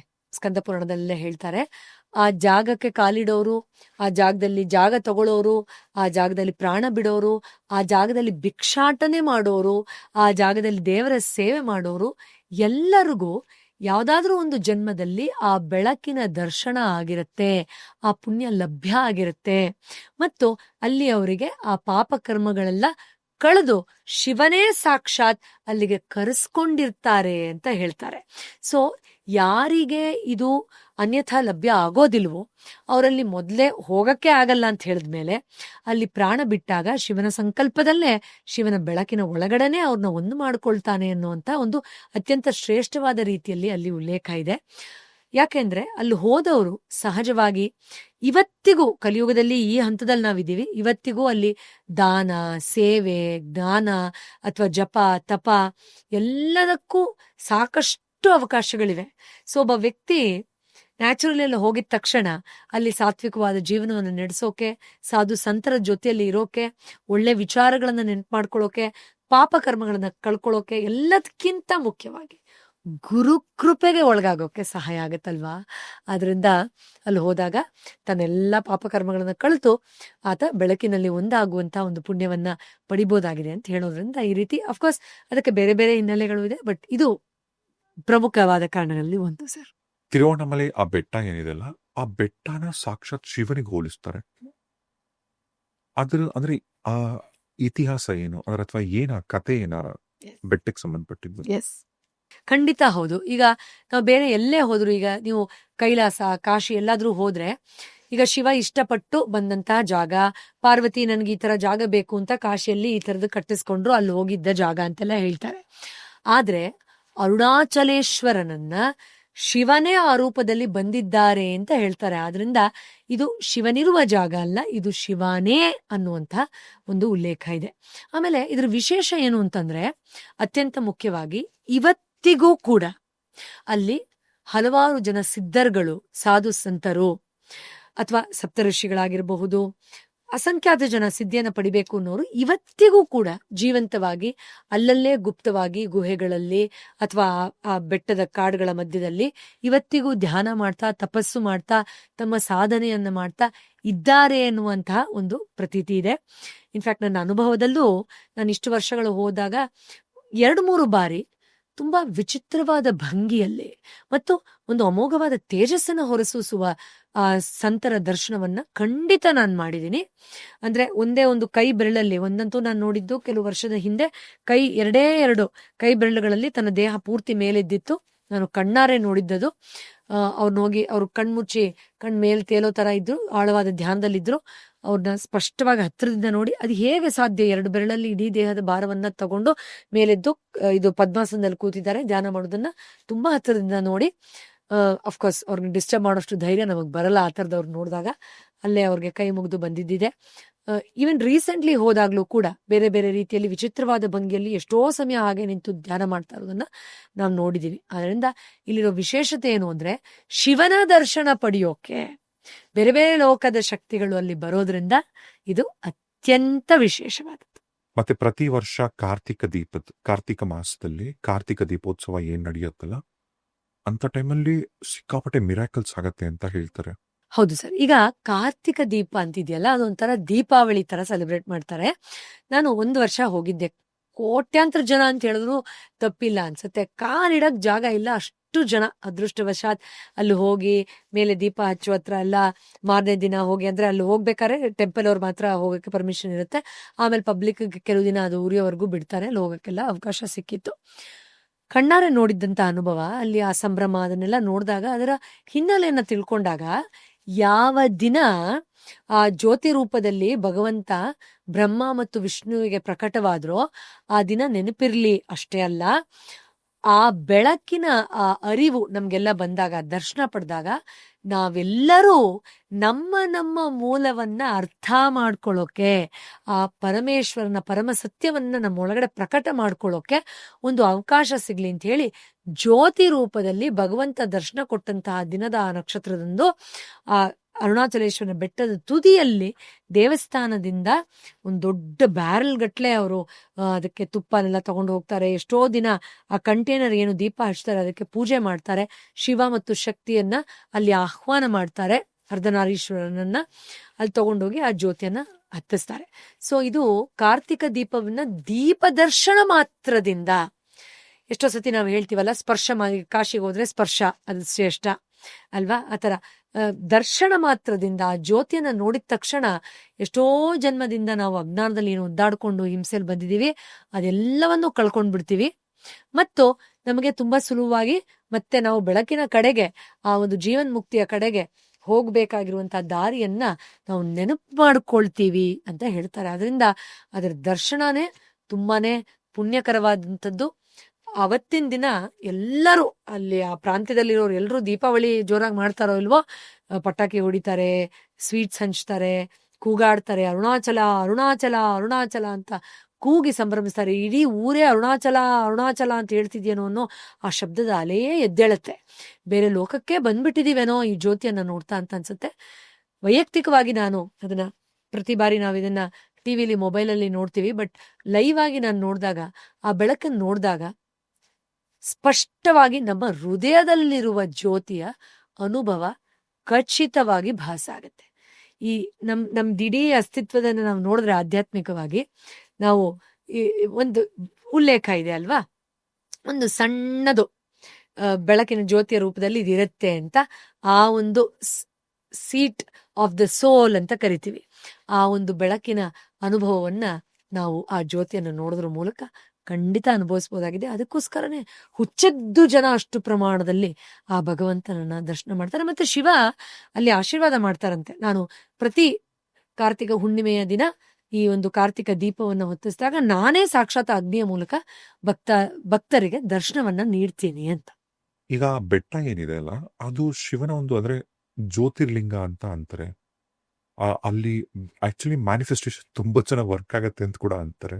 ಖಂಡಿತ ಹೌದು ಸರ್. ಅಂದ್ರೆ ನಾವು ಬೇರೆ ಬೇರೆ ಕಥೆಗಳಲ್ಲಿ, ಬೇರೆ ಬೇರೆ ಸ್ಥಳಗಳಲ್ಲಿ, ಬೇರೆ ಬೇರೆ ರೀತಿಯಲ್ಲಿ ಇದನ್ನ ನೋಡ್ತೀವಿ. ಆದ್ರೆ ಸಾಕ್ಷಾತ್ ಶಿವನೇ ಅಲ್ಲಿ ಬಂದು ಜ್ಯೋತಿ ರೂಪದಲ್ಲಿ, ಅಗ್ನಿ ರೂಪದಲ್ಲಿ ಇದ್ದಾರೆ ಅಂತ ಆದ್ರೆ ನಾವು ಅದನ್ನ ಖಂಡಿತ ಅತ್ಯಂತ ಶ್ರೇಷ್ಠವಾದದ್ದು ಮತ್ತು ಅತ್ಯಂತ ಪವಿತ್ರವಾದದ್ದು ಮತ್ತು ಎಲ್ಲದಕ್ಕಿಂತ ಶ್ರೇಷ್ಠವಾದದ್ದು ಅಂತ ಖಂಡಿತ ಅನುಭವಿಸ್ಬೋದು. ಅದು ನೋಡಿದಾಗ ನಮ್ಗೆ ಆ ರೀತಿ ಭಾಸ ಆಗತ್ತೆ ಕೂಡ. ಆತರ ಪುರಾಣದಲ್ಲೂ ಸಾಕಷ್ಟು ಕಡೆ ಇದು ಉಲ್ಲೇಖ ಆಗಿದೆ. ನಮ್ಮ ಅನುಭವಕ್ಕೂ ತುಂಬಾ ಸುಲಭವಾಗಿ ಬರುತ್ತೆ ನೋಡಿದ್ರೆ. ಇವತ್ತಿಗೂ ಅಷ್ಟೇ ಅರುಣಾಚಲೇಶ್ವರದಲ್ಲಿ ಬೆಟ್ಟ ಏನಿದೆ, ತಿರುವಣ್ಣಾಮಲೈ ಮೇಲ್ಗಡೆ, ಆ ಬೆಟ್ಟದಲ್ಲಿ ಎಷ್ಟೋ ಸಾಧು ಸಂತರು ಇವತ್ತಿಗೂ ತಪಸ್ ಮಾಡ್ತಿದ್ದಾರೆ, ಜೀವಂತವಾಗಿದ್ದಾರೆ. ಆದ್ರೆ ಅವ್ರು ನಿಮಗೆ ಕಾಣಿಸಲ್ಲ, ಬಟ್ ಅಲ್ಲಿ ತಪಸ್ ಮಾಡ್ತಿರ್ತಾರೆ ಅಂತ ಹೇಳ್ತಾರೆ. ಹೌದು ಸರ್, ಇಲ್ಲಿ ಒಂದು ಕತೆ ಹೇಳಲೇಬೇಕು. ನಾವು ಕರ್ನಾಟಕದವರಾಗಿ ನೀವಾಗಲೇ ಹೇಳಿದ್ರಿ, ನಮ್ಮ ಕನ್ನಡಿಗರು ಹೋಗಿ ಅಲ್ಲಿ ದೇವಸ್ಥಾನ ಕಟ್ಸಿದ್ದಾರೆ ಅಂತ. ತುಂಬ ಖುಷಿ ಕೊಡೋ ವಿಚಾರ ಇನ್ನೊಂದು ಹೇಳ್ತೀನಿ ನೋಡಿ. ನಾನು ಆಗಲೇ ಹೇಳಿದ್ನಲ್ಲ, ನಾವು ಬೆಟ್ಟ ಹತ್ಕೊಂಡು ಹೋದ್ವಿ. ಅಲ್ಲಿ 1/4 ಹೈಟಲ್ಲಿ, ತುಂಬ ದೂರ ಏನೂ ಇಲ್ಲ, ಸುಮಾರು 20 ವರ್ಷಕ್ಕಿಂತ ಹೆಚ್ಚು ಸಮಯ ಒಂದು ಪುಟಾಣಿ ಗುಹೆಯಲ್ಲಿ ರಮಣ ಮಹರ್ಷಿಗಳು ತಪಸ್ ಮಾಡ್ತಾರೆ, ಧ್ಯಾನ ಮಾಡ್ತಾರೆ. ಆ ಜಾಗಕ್ಕೆ ವಿರೂಪಾಕ್ಷ ಕೇವ್ ಅಂತ ಕರೀತಾರೆ. ಪುಟಾಣಿ ಕೇವ್ ಅದು. 10 ಜನ ಒಳಗಡೆ ಹೋದ್ರೆ 10 ಜನ ಆಚೆ ಬರಕ್ಕಾಗಲ್ಲ, ಅಷ್ಟು ಪುಟಾಣಿ ಕೇವ್ ಅದು. ಅಲ್ಲಿ ಒಂದು ಕತೆ ಇದೆ. ಅದೇನು ಅಂತಂದ್ರೆ ನಮ್ಮ ಕರ್ನಾಟಕದಿಂದ ವಿರೂಪಾಕ್ಷ ಸಂತರೊಬ್ರು ಅಲ್ಲಿ ಹೋಗಿ ಓಂ ನಮಃ ಶಿವಾಯ ಅಂತ ತಪಸ್ ಮಾಡ್ತಾ ಕೂರ್ತಾರಂತೆ. ತಪಸ್ ಮಾಡ್ತಾ ಮಾಡ್ತಾ ಮಾಡ್ತಾ ಉದ್ಭವವಾಗುವಂತ ಅಗ್ನಿ ಶಕ್ತಿಯಲ್ಲಿ ಅವರು ಹಾಗೆ ಅಗ್ನಿ ತತ್ವದಲ್ಲಿ ಬ್ಲಾಸ್ಟ್ ಆಗಿ ಒಂದು ವಿಭೂತಿಯ ಒಂದು ಉಂಡೆಯ ರೀತಿ ಅಲ್ಲಿ ಹಾಗೆ ಉಳಿದು ಬಿಡ್ತಾರೆ. ಅಂದ್ರೆ he turns himself into a lump of ash ಅಂತ ಹೇಳ್ತಾರೆ. ಸೊ ಆ ಸಿದ್ಧಿಯನ್ನ ಅವ್ರು ಪಡ್ಕೊಂಡಿದ್ರು ಅಂತ ಹೇಳ್ತಾರೆ. ಅಂಡ್ ಸಾಕಷ್ಟು ಜನ ಆ ಗುಹೆ ಒಳಗಡೆ ಹೋದವ್ರಿಗೆ ಒಂದು ಗುರುವಿನ ಅನುಭವ ಭಾಸ ಆಗಿರೋದು, ದಕ್ಷಿಣಾಮೂರ್ತಿಗಳ ದರ್ಶನ ಆಗಿರೋದು, ಮತ್ತು ರಮಣ ಮಹರ್ಷಿಗಳೂ ಕೂಡ ಇಲ್ಲಿ ದಕ್ಷಿಣಾಮೂರ್ತಿಗಳ ದರ್ಶನ ನಾನು ಅನುಭವವನ್ನು ಪಡೆದಿದ್ದೀನಿ ಅಂತ ಹೇಳಿರುವಂತಹ ಒಂದು ಅನುಭವ ಇರಬಹುದು. ಅಥವಾ ಅಲ್ಲಿ ಧ್ಯಾನ ಮಾಡೋರು, ನಾನು ಆವಾಗಲೇ ಮಾತಾಡಿದಾಗ ಇಂಡಿಯಾದವ್ರಷ್ಟೇ ಅಲ್ಲ, ಸಾಕಷ್ಟು ದೇಶಗಳಿಂದ ಅಲ್ಲಿ ಜನ ಬಂದು ಧ್ಯಾನ ಮಾಡ್ತಾರೆ, ಬೇರೆ ಬೇರೆ ಹೊರದೇಶದವರು. ತುಂಬಾ ಜನಕ್ಕೆ ಏನೋ ಒಂದು ಸುಗಂಧ ಬರ್ತಾ ಇದೆ ಅಂತ, ಅಥವಾ ಆ ವಿಭೂತಿ ದಿನೇ ದಿನೇ ಉಕ್ತಾ ಇದೆ ಅಂತೆಲ್ಲ ಹೇಳ್ತಾ ಇದ್ರು. ಈಗ ಅದನ್ನ ಬಟ್ಟೆಯಲ್ಲಿ ಮುಚ್ಚಿ ಇದ್ ಮಾಡ್ತಾರೆ, ಯಾರು ಮುಟ್ಟಕ್ಕೆ ಬಿಡೋದಿಲ್ಲ. ಅದು ಹಾಗೇ ವಿಭೂತಿ ಆಚೆ ಬರ್ತಾನೆ ಇದೆ ಅದರಿಂದ, ವಿರೂಪಾಕ್ಷ ಸ್ವಾಮಿಗಳಿಂದ ಅಂತೆಲ್ಲ ಹೇಳ್ತಾರೆ. ಆದ್ರೆ ಖಂಡಿತ ನನ್ನ ಅನುಭವದಲ್ಲಿ ನಾನು ಪ್ರತಿ ಸಾರಿ ತಿರುವಣ್ಣಾಮಲೆಗೆ ಹೋದಾಗ ಆ ವಿರೂಪಾಕ್ಷ ಕೇವ್ಗೆ ಹೋದೆ ಬಂದವಳೆ ಅಲ್ಲ. ಖಂಡಿತ ಹೋಗ್ತೀವಿ, ಅಲ್ಲಿ ಧ್ಯಾನ ಮಾಡ್ತೀವಿ. ಯಾಕಂದ್ರೆ ಅಲ್ಲಿ ಹೋಗಿದ ತಕ್ಷಣ ಒಂದು ಗುರುವಿನ ಆ ಆರಾದಲ್ಲಿ, ಪ್ರಭೆಯಲ್ಲಿ ನಾವು ಕೂತಿದ್ದೇವೇನೋ ಅನ್ನೋದು ಸ್ಪಷ್ಟವಾಗಿ ಭಾಸ ಆಗುತ್ತೆ. ಅದು ಒಂದೇ ಗುಹೆ ಅಲ್ಲ, ಓಂ ನಮಃ ಶಿವಾಯ ಗುಹೆ ಅಂತಿದೆ. ಅಲ್ಲಿಂದ ಇನ್ನೂ ಕೆಳಗೆ ಬಂದ್ರೆ, ಅಲ್ಲಿಂದ ಸ್ವಲ್ಪ ಮೇಲಕ್ಕೆ ಹೋದ್ರೆ ಸ್ಕಂದಾಶ್ರಮ ಅಂತ ಇದೆ. ರಮಣ ಮಹರ್ಷಿಗಳು ಮತ್ತು ಅವ್ರ ತಾಯಿಗೆ ಸಂಬಂಧಪಟ್ಟಂತಹ ಕೆಲವೊಂದು ವಿಚಾರಗಳನ್ನ ನಾವೆಲ್ಲ ಅರ್ಥ ಮಾಡ್ಕೊಳ್ಬಹುದು. ಅಲ್ಲೂ ಕೂಡ ಸುಮಾರು ವರ್ಷಗಳ ಕಾಲ ರಮಣ ಮಹರ್ಷಿಗಳಿದ್ರು. ಸೊ ಇಲ್ಲಿ ಬೇರೆ ಬೇರೆ ಗುಹೆಗಳು ಈ ತರದ್ದು, ಈ ಮೂರಲ್ಲದೆ ಇನ್ನೂ ಸಾಕಷ್ಟು ಗುಹೆಗಳು ಅರುಣಾಚಲ ಬೆಟ್ಟದ ಮೇಲೆ ಇದೆ. ಎಷ್ಟೋ ಜನಕ್ಕೆ ಗೊತ್ತಿಲ್ಲ. ಆ ಗುಹೆಯಲ್ಲೂ ಇವತ್ತಿಗೂ ಜೀವಂತವಾಗಿ ಕೆಲವು ಸಿದ್ಧರುಗಳು ಧ್ಯಾನ ಮಾಡ್ತಾ ಇದ್ದಾರೆ ಅಂತ ಹೇಳ್ತಾರೆ. ಬಟ್ ಒಂದಂತೂ ನಾನು ಸ್ಪಷ್ಟವಾಗಿ ಹೇಳ್ತೀನಿ, ಆ ಗಿರಿಯನ್ನ ಹತ್ಕೊಂಡು ಹೋಗ್ಬೇಕಾದ್ರೇನೆ ನಮ್ಗೆ ಯಾರೋ ಇದ್ದಾರೆ ಇಲ್ಲೆಲ್ಲೋ ತಪಸ್ ಮಾಡ್ತಾ ಇದ್ದಾರೆ ಅನ್ನೋದು ನಿಜವಾಗ್ಲೂ ಅನುಭವಕ್ಕೆ ಬರುತ್ತೆ. ಆ ತರ ಒಂದು ಡಿವೈನ್ ಫೀಲಿಂಗ್ ಆ ಬೆಟ್ಟ ಹತ್ಬೇಕಾದ್ರೆ ಸ್ಪಷ್ಟವಾಗಿ ನಮ್ಮ ಅನುಭವಕ್ಕೆ ಬರುತ್ತೆ. ಮತ್ತೆ ಆ ಟೆಂಪಲ್ ಏನಿದೆ ಅಲ್ಲ, ಅರುಣಾಚಲೇಶ್ವರನ್ ಟೆಂಪಲ್, 8 ಗೋಪುರಗಳು ಏನಿದೆ, ಸೈಂಟಿಫಿಕ್ ಆಗಿ ಕೂಡ ಡಿಸೈನ್ ಮಾಡಿದಾರಂತೆ. ಅಂದ್ರೆ ಆ ದೇವಸ್ಥಾನ ಜಾಮಿಟ್ರಿ ನೋಡಿದ್ರೆ ಹೌದು, ಅದು ಅಲೈನ್ ಆಗಿರೋ ರೀತಿನೇ ಬೇರೆ ತರ. ಅಬ್ಸಲ್ಯೂಟ್ಲಿ ಹೌದು ಸರ್. ಒಂದು, ಈ ದೇವಸ್ಥಾನ ಕಟ್ಟಿರೋದು ವಿಜಯನಗರ ಸಾಮ್ರಾಜ್ಯದವರು ಅಂತ ಕೇಳೋದೇ ನಮ್ಗೆ ಒಂಥರ ಖುಷಿ ಕನ್ನಡಿಗರಾಗಿ. ಎರಡನೇದು, ನೀವಿಲ್ಲಿ ನೋಡ್ಬೋದು 8 ಪ್ರಮುಖ ದ್ವಾರಗಳನ್ನ ಗಮನಿಸಿದಾಗ 8 ದಿಕ್ಕುಗಳನ್ನ, ಅದು ಈಸ್ಟ್ ಇರ್ಬೋದು, ಸೌತ್ ಈಸ್ಟ್, ಸೌತ್ ವೆಸ್ಟ್, ಆಮೇಲೆ west, north west, north east, ಈ ತರ ಎಲ್ಲಾ ದಿಕ್ಕುಗಳಿಗೆ ಸಂಬಂಧಪಟ್ಟ ಹಾಗೆ, ಮತ್ತು ಆಧ್ಯಾತ್ಮದಲ್ಲಿ ನಾವು ಮೇಲೆ ಹೋಗಕ್ಕೆ ಬೇಕಾಗುವಂತ 8 ಹಂತಗಳನ್ನ ಅಥವಾ 8 ಚಕ್ರಗಳನ್ನ, 7 ಚಕ್ರಗಳು ಪ್ಲಸ್ ಬ್ರಹ್ಮರಂಧ್ರ, ಈ ತರ ಹಂತವಾಗಿ ಒಂದು ಮಂಡಲದ ರೀತಿಯೇ ಒಂದು ಸೇಕ್ರೆಡ್ ಜಾಮೆಟ್ರಿ ತರ ಒಂದು ಯಂತ್ರದ ರೀತಿ ದೇವಸ್ಥಾನವನ್ನ ಕಟ್ಟಿದ್ದಾರೆ. ಸೊ ಹಂತವಾಗಿ ನಾವು ಹೇಗೆ ದೇವಸ್ಥಾನಕ್ಕೆ ಹೋಗ್ಬೇಕಾದ್ರೆ ಹಂತವಾಗಿ ನಮ್ಮ ಅಹಮನ್ನ ಬಿಟ್ಟು, ನಮ್ಮ ಅಜ್ಞಾನವನ್ನ ಬಿಟ್ಟು ಎಳೆಯಾಗಿ ಪ್ಯೂರಿಫಿಕೇಶನ್ ಕಡೆ ಹೋಗಿ ಬೆಳಕಲ್ಲಿ ಒಂದಾಗ್ತೀವೋ, ಆ ಅನುಭವ ಸಹಜವಾಗಿ ದೇಹಕ್ಕೆ, ಮನಸ್ಸಿಗೆ ಭಾಸ ಆಗ್ಬಿಡ್ಬೇಕು ನಡ್ಕೊಳ್ತಾ ನಾವು ಒಳಗಡೆ ಹೋಗೋ ಅಷ್ಟರಲ್ಲಿ. ಆ ರೀತಿ ಅದ್ಭುತವಾದಂತಹ ಒಂದು ಆರ್ಕಿಟೆಕ್ಚರ್ ಈ ಒಂದು ದೇವಸ್ಥಾನದಲ್ಲಿ ಇದೆ. ಇದೊಂದು ಯಂತ್ರವೇ ಸರಿ. ಸೊ ನಾವು ಒಂದು ಯಂತ್ರ ಪೂಜೆಯನ್ನ ಮಾಡಿದಾಗ ಅಥವಾ ಯಂತ್ರವನ್ನ ನೋಡಿದಾಗ, ಯಂತ್ರನ ಬಳಿ ಇಟ್ಕೊಂಡಾಗ ಯಾವ ರೀತಿ ಆಟೋಮ್ಯಾಟಿಕ್ಲಿ ನಮ್ಮ ಒಂದು ಫೀಲ್ಡ್ ಅಲ್ಲೂ ಚೇಂಜಸ್ ಆಗುತ್ತೋ, ಅಪ್ಲಿಫ್ಟ್ಮೆಂಟ್ ಆಗುತ್ತೋ, ಅದೇ ತರ ಆ ದೇವಸ್ಥಾನವನ್ನ ಪ್ರವೇಶ ಮಾಡ್ತಾ ಇದ್ದ ಹಾಗೆ ನಮ್ಮ ದೇಹ, ಮನಸ್ಸು, ನಮ್ಮ ನಾಡಿಗಳು, ನಮ್ಮ ಎನರ್ಜಿ ಫೀಲ್ಡು, ನಮ್ಮ ಆರ, ನಮ್ಮ ಚಕ್ರಗಳು ಎಲ್ಲವೂ ಆ ಬೆಳಕನ್ನ ಸಂಪೂರ್ಣವಾಗಿ ರಿಸೀವ್ ಮಾಡೋಕೆ ರೆಡಿ ಆಗಿರ್ಬೇಕು. ಆ ರೀತಿಯಾದಂತ ಒಂದು ಡೀಟೇಲ್ಡ್ ಆರ್ಕಿಟೆಕ್ಚರ್ ಖಂಡಿತ ಇದರ ಕನ್ಸ್ಟ್ರಕ್ಷನ್ ಅಲ್ಲಿ ನಮ್ಮ ವಿಜಯನಗರ ಸಾಮ್ರಾಜ್ಯದವರು ಅಚ್ಚುಕಟ್ಟಾಗಿ ಮಾಡ್ಬಿಟ್ಟು ಹೋಗಿದ್ದಾರೆ. ಈ ಎಷ್ಟೋ ಜನ ಗಿರಿ ಪ್ರದಕ್ಷಿಣೆ ಮಾಡ್ತಾರಲ್ಲ, ಅದು ಬರೀ ಕಾಲಲ್ಲಿ ಎಷ್ಟೇ ದೊಡ್ಡ ಶ್ರೀಮಂತ ಆದ್ರೂ ಬಂದ್ರು ಕೂಡ ನೀವು ಬರೀ ಕಾಲಲ್ಲೇ ನೀವು 14 ಕಿಲೋಮೀಟರ್ ಮಾಡ್ತಿಲ್ಲ. ಅದ್ರ ಹಿನ್ನೆಲೆ ಏನು ಆಕ್ಚುಲಿ?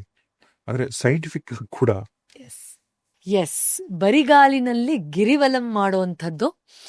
ಪುರಾಣಗಳಲ್ಲಿ ಗಿರಿವಲಂ ಬಗ್ಗೆ ಸಾಕಷ್ಟು ಉಲ್ಲೇಖ ಇದೆ ಅಂತ ನಾನು ಅವಾಗಲೇ ಹೇಳಿದೆ. ಅದರಲ್ಲೂ ನಿರ್ದಿಷ್ಟವಾಗಿ ಹೇಳ್ತಾರೆ, ಬರಿಗಾಲಿನಲ್ಲಿ ತುಂಬು ಗರ್ಭಿಣಿಯೊಬ್ಬರು ಹೇಗೆ ನಿಧಾನವಾಗಿ ನಡೀತಾರೋ, 9 ತಿಂಗಳಿಂದ ತುಂಬು ಗರ್ಭಿಣಿ ಆ ರೀತಿ ನಿಧಾನವಾಗಿ ನಡ್ಕೊಂಡು ಹೋಗೋತಕ್ಕದ್ದು, ಅಥವಾ ಒಂದು ರುದ್ರಾಕ್ಷಿಯನ್ನ ಧರಿಸುವಂಥದ್ದು, ಸ್ಫಟಿಕ ಮಾಲವನ್ನ ಧರಿಸುವಂಥದ್ದು, ವಿಭೂತಿ, ಕುಂಕುಮ, ಇದ್ರ ಬಗ್ಗೆ ಎಲ್ಲ ಬಿಳಿಯ ವಸ್ತ್ರ, ಇದ್ರ ಬಗ್ಗೆ ಎಲ್ಲ ಸುಂದರವಾದ ಉಲ್ಲೇಖ ಇದೆ. ಆದ್ರೆ ಬರಿಗಾಲಿನಲ್ಲೇ ರಾತ್ರಿಯ ವೇಳೆಯೇ ಹೆಚ್ಚು ಪ್ರಮುಖವಾಗಿ ಮಾಡುವಂಥದ್ರ ಹಿಂದೆ ಒಂದು basic as a therapist, as a doctor of alternative medicine, ನಾನು ತುಂಬಾ ಹೆಚ್ಚು ಹೈಲೈಟ್ ಮಾಡಿ ನೋಡ್ಬೋದಾದಂಥ ಒಂದು ಸೈಂಟಿಫಿಕ್ ಹೆಲ್ತ್ ಬೆನಿಫಿಟ್ ಏನು ಅಂದ್ರೆ ಆಕ್ಯುಪಂಕ್ಚರ್ ಅಲ್ವಾ. ಸೊ ನಾವು ಬರಿಗಾಲಲ್ಲಿ ಒಂದಷ್ಟು ದೂರ ನಡೆದ್ವಿ ಅಂದಾಗ ನಮ್ಮ ಮೆರಿಡಿಯನ್ ಪಾಯಿಂಟ್ಸ್ ಎಂಡ್ ಪಾಯಿಂಟ್ಸ್ ಎಲ್ಲ ಹಸ್ತದಲ್ಲಿ, ಪಾದದಲ್ಲಿ ಇರುತ್ತೆ. ಅದು ಸ್ಟಿಮ್ಯುಲೇಟ್ ಆಗಕ್ಕೆ ಶುರುವಾಗತ್ತೆ. ಸೊ ಏನೇನು ಎನರ್ಜಿ ಬ್ಲಾಕೇಜಸ್ ಇದೆ ಅದೆಲ್ಲ ಕ್ಲಿಯರ್ ಆಗಕ್ಕೆ ಖಂಡಿತ ನಮಗೆ ಸಹಾಯ ಆಗತ್ತೆ. ಒಂದು. ಎರಡನೇದು, ನಾನು ಆಗ್ಲೇ ಹೇಳಿದೆ, ಇದು ನಿನ್ನೆ ಮೊನ್ನೆದಲ್ಲ. ಈ ಗಿರಿ ಸಾವಿರಾರು ವರ್ಷ ಹಳೆದು, ಹಿಮಾಲಯ ಪರ್ವತಕ್ಕಿಂತ ಹಳೆಯದೇನೋ ಅನ್ನೋಷ್ಟು ಹಳೆಯ ಪರ್ವತ ಇದು. ಸೊ ಹಾಗೆ ನೋಡ್ಬೇಕಾದ್ರೆ ಅದರಿಂದ ಎಮಿಟ್ ಆಗ್ತಾ ಇರುವಂತ ಒಂದು ಎನರ್ಜಿ ಏನಿದೆ ಅದನ್ನ ಸಂಪೂರ್ಣವಾಗಿ ಹೀರ್ಕೊಳ್ಳೋಕೆ ನಾವು ಬರಿಗಾಲಲ್ಲಿ ನಡೆದಾಗ ಆ ಮೆರಿಡಿಯನ್ಸ್ ಎಲ್ಲ ಆಕ್ಟಿವ್ ಆಗುತ್ತೆ. ಈಗ ನಾವು ಚಪ್ಪಾಳೆ ಹೊಡೆದಾಗ, ಬರಿಗಾಲಲ್ಲಿ ನಡೆದಾಗ, ಓಡಿದಾಗ, ಸೊ ಆಟೋಮ್ಯಾಟಿಕ್ಲಿ ಹೆಚ್ಚು ಪ್ರಮಾಣದ ಶಕ್ತಿಯನ್ನ ಅಬ್ಸರ್ವ್ ಮಾಡ್ಕೊಳ್ಳೋಕ್ಕೂ ಕೂಡ ಸಾಧ್ಯ ಆಗುತ್ತೆ. ಆದ್ರೆ ಇನ್ನೂ ಡೀಪ್ ಆಗಿ ನಾವು ಇದ್ರ ಒಳಗಡೆ ಹೋಗ್ಬೋದಾಗಿದೆ. ಫಾರ್ ಎಕ್ಸಾಂಪಲ್, ಇಲ್ಲಿ ನಾನು ಆಗ್ಲೇ ಹೇಳಿದಾಗ ಇದು ಸಾವಿರಾರು ವರ್ಷ ಹಳೆಯದು ಅಲ್ವಾ. ಸೊ ಇದೊಂದು Sacred ancient geometric formation. So ನಮ್ಮ ಒಂದು ಬಯೋಫೀಲ್ಡ್ಗೆ ಅದರ ಸಂಪೂರ್ಣ ಬೆನಿಫಿಟ್ ನ ತಗೊಳ್ಳೋಕೆ ಬೆಟ್ಟದ ಹತ್ತಿರದಲ್ಲೇ ನಾವು ನಡೀತಾ ಹೋಗ್ತಾ ಇದ್ದ ಹಾಗೆ ಮಿನಿಮಮ್ ಅಂದ್ರೂ ಒಂದು 3 to 5 hours ಬೇಕಾಗತ್ತೆ. ಕ್ರೌಡ್ ಇದ್ರೆ ಒಂದು 4-5 hours ಬೇಕಾಗತ್ತೆ. ಅಷ್ಟೊತ್ತು ನಾವು ಅದರ ಒಂದು ಬಯೋಫೀಲ್ಡ್ ಅಲ್ಲಿ ನಮ್ಮ ಒಂದು ಬಯೋಫೀಲ್ಡ್ ನ ಸಬ್ಜೆಕ್ಟ್ ಮಾಡಿದಾಗ ಆ ಒಂದು ಜಾಮೆಟ್ರಿಕ್ ಶೇಪ್ ಇಂದ ಎಮಿಟ್ ಆಗುವಂತಹ ಒಂದು ಹೆಲ್ದಿ ಎನರ್ಜಿ ಫೀಲ್ಡ್ ಏನಿದೆ ಅದು ನಮ್ಮ ಬಯೋಫೀಲ್ಡ್ ನ ಪಾಸಿಟಿವ್ ಆಗಿ ಇನ್ಫ್ಲುಯೆನ್ಸ್ ಮಾಡಕ್ಕೆ ಶುರು ಮಾಡುತ್ತೆ. ಇನ್ನು ಅದೊಂದು ಮ್ಯಾಗ್ನೆಟಿಕ್ ಪುಲ್ ತರ, ಇದು ತುಂಬಾ ಜನ ಹೇಳ್ತಾರೆ, ನಮಗೆ ಗೊತ್ತಿಲ್ಲದೆ ನಮ್ಮನ್ನ ಸೆಂಟರ್ ಕಡೆ ಎಳ್ಕೊಳತ್ತೆ ಅಂತ. ಏನದು centre? that is the center of your own inner self.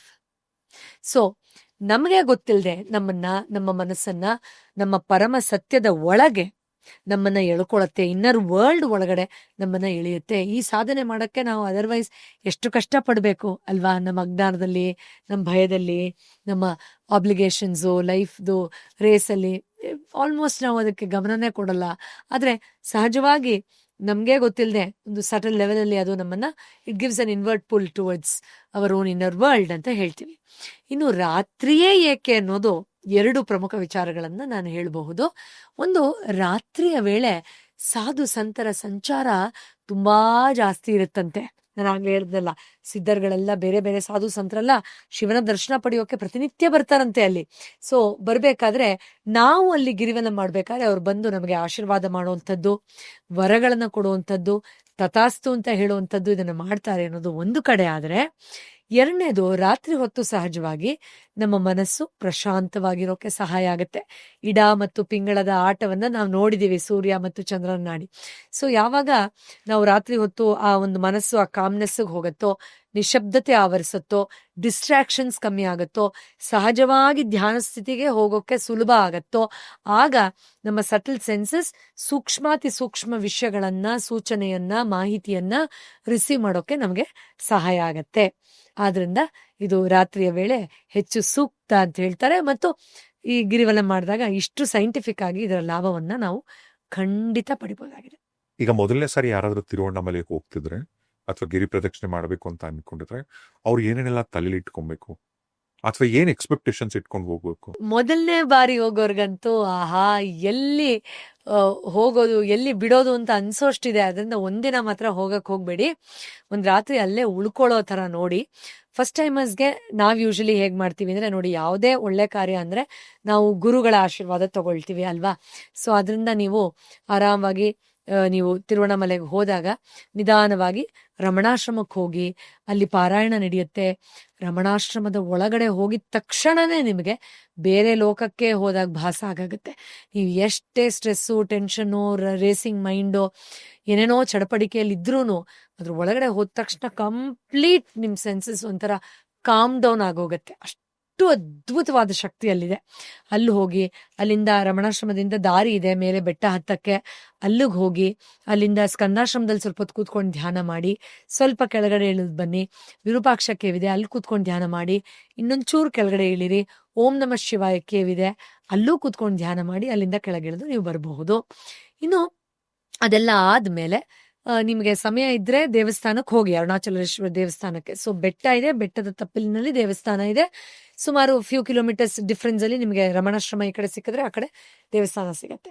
ಅದಲ್ಲದೆ ನೀವು ಗಿರಿವಲಂ, ಗಿರಿ ಪ್ರದಕ್ಷಿಣವನ್ನ ಖಂಡಿತವಾಗಿಯೂ ಮಾಡಿ. ಇಲ್ಲ ನಿಮಗೆ ಸಂಜೆ ಹೋಗಕ್ಕಾಗ್ಲಿಲ್ಲ ದೇವಸ್ಥಾನಕ್ಕೆ ಅಂದ್ರೆ ಬೆಳಗ್ಗೆ ಬೇಗ ಎದ್ದು ಮತ್ತೆ ದೇವಸ್ಥಾನಕ್ಕೆ ಹೋಗಿ ಭಗವಂತನ ದರ್ಶನವನ್ನ, ಜಗನ್ಮಾತೆಯ ದರ್ಶನವನ್ನ ಪಡ್ಕೊಳ್ಳಿ. ಎಷ್ಟೋ ಜನ ಹೇಳ್ತಾರೆ ಬೆಟ್ಟದಲ್ಲಿ ಕೂತ್ಕೊಂಡು ಧ್ಯಾನ ಮಾಡಿ ಬಂದ್ರೆ ಅದೊಂದು ವಿಶೇಷವಾದಂತ ಅನುಭವ ಆಗತ್ತೆ ಅಲ್ಲಿ ಅಂತ.